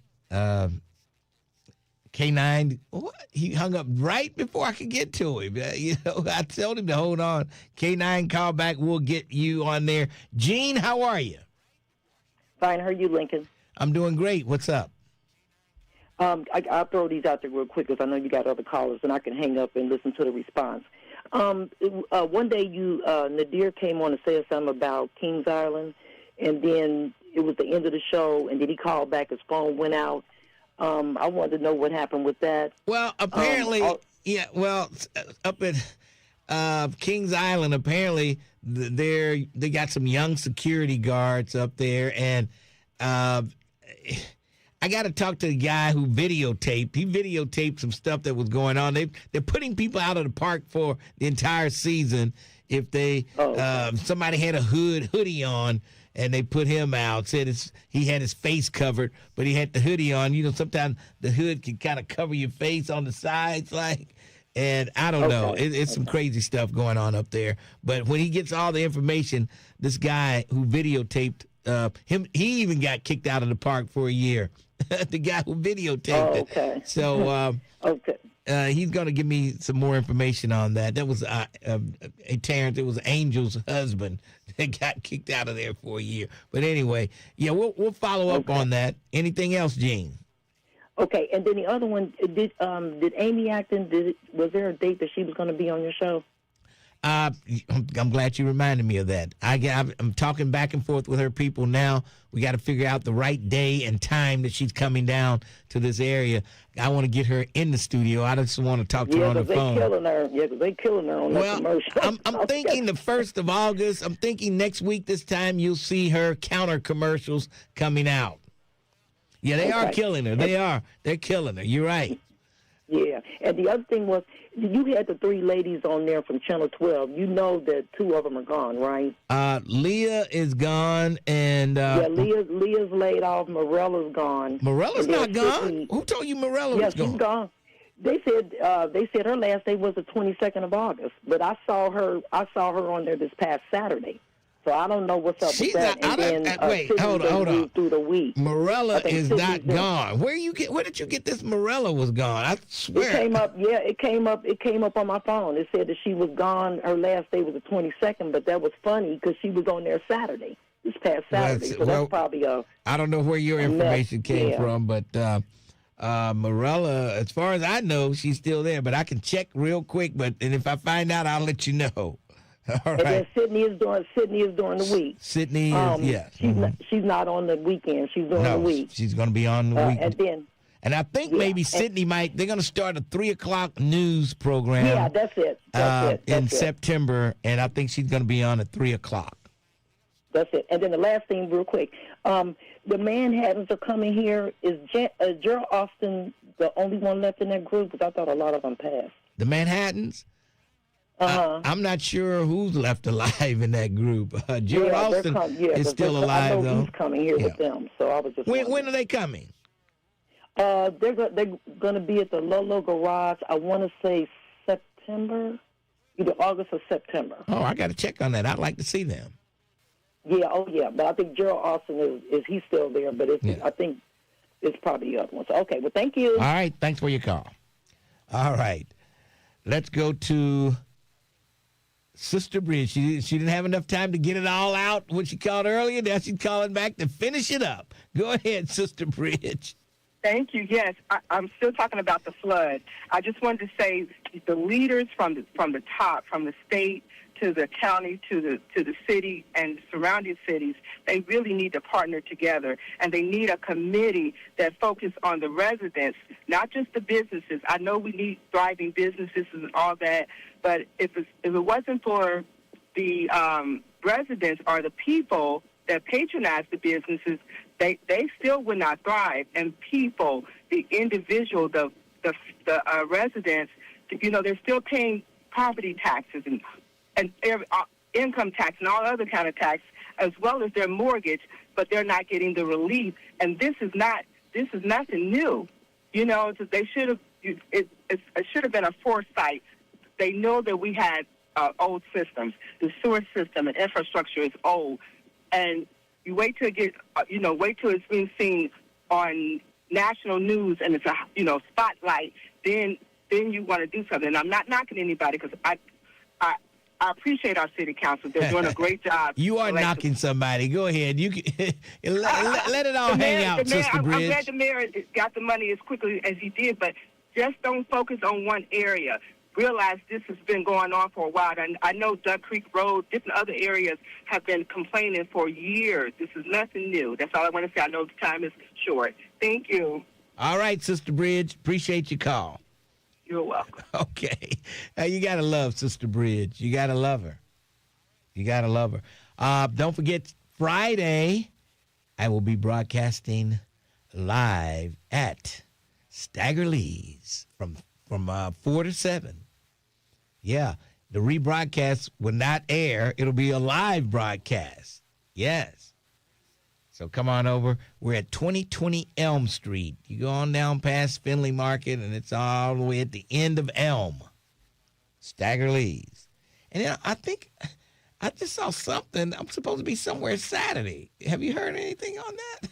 I just looked at that. I gotta check on that and see what I'm doing Saturday, because I really hadn't heard anything about that. Oh man. Okay, I'll check that out. But they should have notified you also, Terrence. But you don't know either, huh? I don't know anything, Mr. Ware. Okay. All right. I don't even know where I am right now. Yeah, I believe that. All right. And Steve Leeper even said it's tough for a grocery store to make it in a place like that. It's tough. But I did ask him, maybe they should try his system at the Avondale Town Center. You come in with low rent, and then as you go, as you do better, then you pay them more. If you're not doing great, you don't pay as much. Maybe that's the formula they need at the Avondale Town Center. I know y'all think that Steve Leeper is the boogeyman and 3CDC, but can you imagine what this city would look like without a 3CDC right now? Just close your eyes and imagine what this place would be like. Yeah. But two things I asked for is a store downtown, a retail store. Target was the first name I could come up with. Somebody said, we're boycotting Target. I don't know. But that was the first name I could come up with. We need a store like that downtown. And we need an arena. I think the store might be a little easier. The arena, maybe not so much. But he didn't like what we have now, that's for sure. So maybe one day. All right, that's going to wrap it up for me. I will see you tomorrow morning right here on 1230, The Buzz.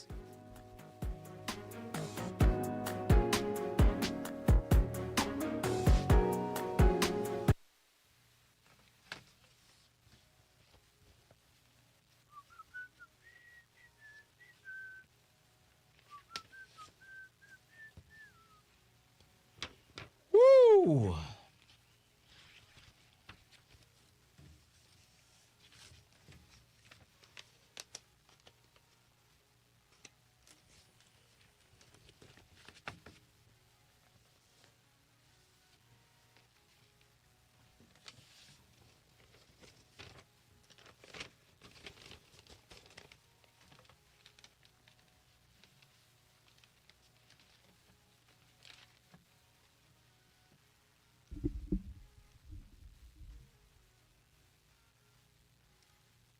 Ain't many stores like Target that will fit in a downtown area.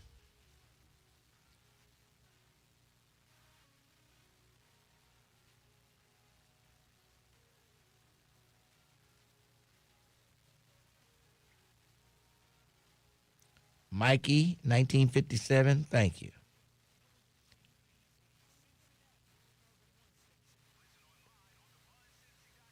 Hyde Park, Mount Lookout. What about the black communities? There are black folks that live in Oakley and Hyde Park, whether y'all knew it or not. Guess what, Mr. Ware? What? Twins' brothers' shoes, they went viral. You kidding me? No. Where you see? So there's this comedian, I forgot his name. He was talking about it. It's got like probably about 100,000 views on it by now. But he picked up on it and he just went in on Twins' brothers' shoes. Oh my God, we got to bring this up tomorrow. Yeah. When we're on the air. Unbelievable. Those are some. He was down at the Black Music Walk of Fame. Oh, really?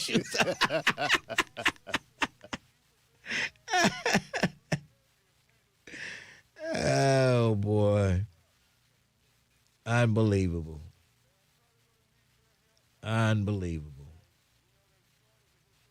That's right, Tony Baker. Yeah. Appreciate that. I'll get that clip and send it to Lincoln. Yeah. Can we play it tomorrow? Yeah, I don't think he says any curse words or anything. Okay. But yeah, I'll get it. Okay. Yeah. Oh boy. Pimp shoes, Cadillac shoes.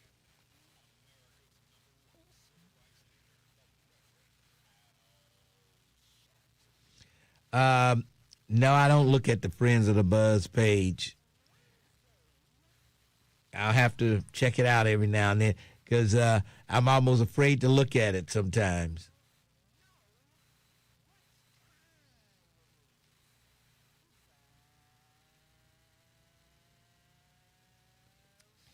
Yeah, with friends like Brent, who needs enemies?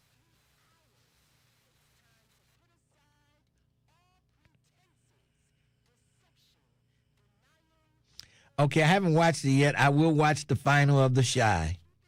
I will watch it.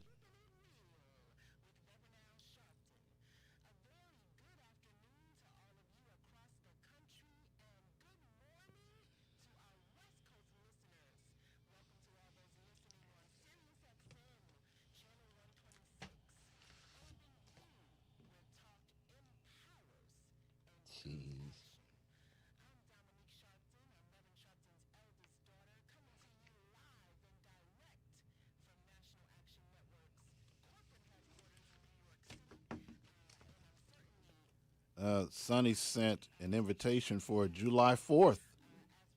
July live remote. She meant August 4th, maybe. I guess. Wait, July 4th. She said Friday. She said Friday, July 4th. Wait a minute. Yeah. No. Friday, July 31st. Okay. And then 4 p.m. Okay, I'm reading it wrong. I'm reading it backwards. Friday, the 31st, July at 4 p.m. Okay, I get it now. Okay. I read it wrong.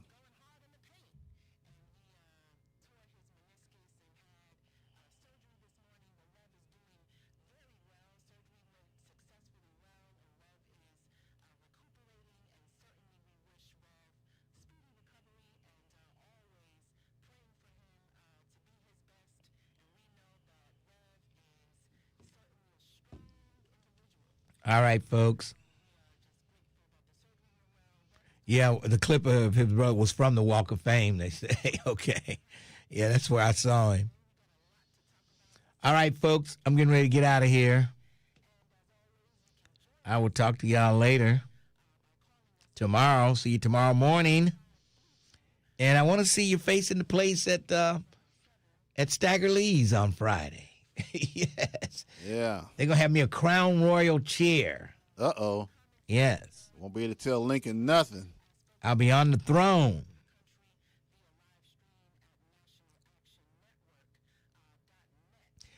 I'm happy to tell you there's a whole new different side of Chicago than the one Twin talks about, a real educated side.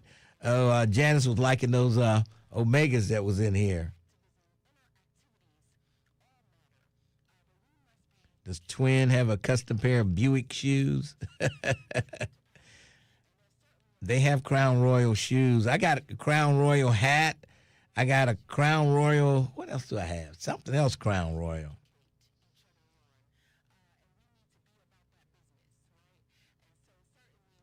You don't need a Crown Royal or anything else. I know I don't. I don't even need any more Crown Royal. That's for sure. You should get some Crown Royal shoes with the Crown Royal emblem on them, like Twins, brother. Yeah. Man, wouldn't that be fly, huh, Mr. Ware? Oh, boy. Oh, boy. Unbelievable. Uncle Lincoln, we are not friends. We are family. Okay. You the kind of family you don't want them to show up for dinner. Some certain family members you don't want. He says you don't get the invitation, Brent. It was lost in the mail. Hold on, I have my headphones. Wait a minute. Say what? I said Brent doesn't get the invitation. It gets lost in the mail every time. Right. That's the family invitation. Right.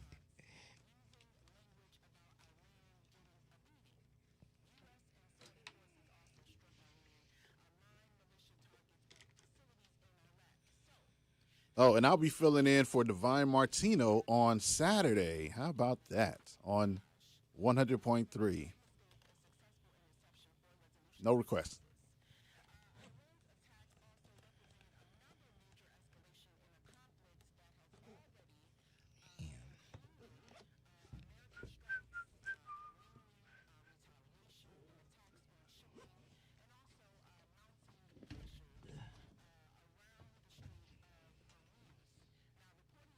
All right, you can kill it, Terrence.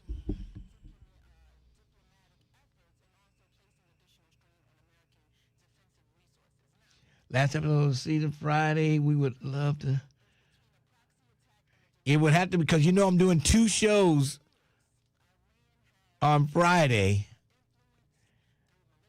And so it might be tough.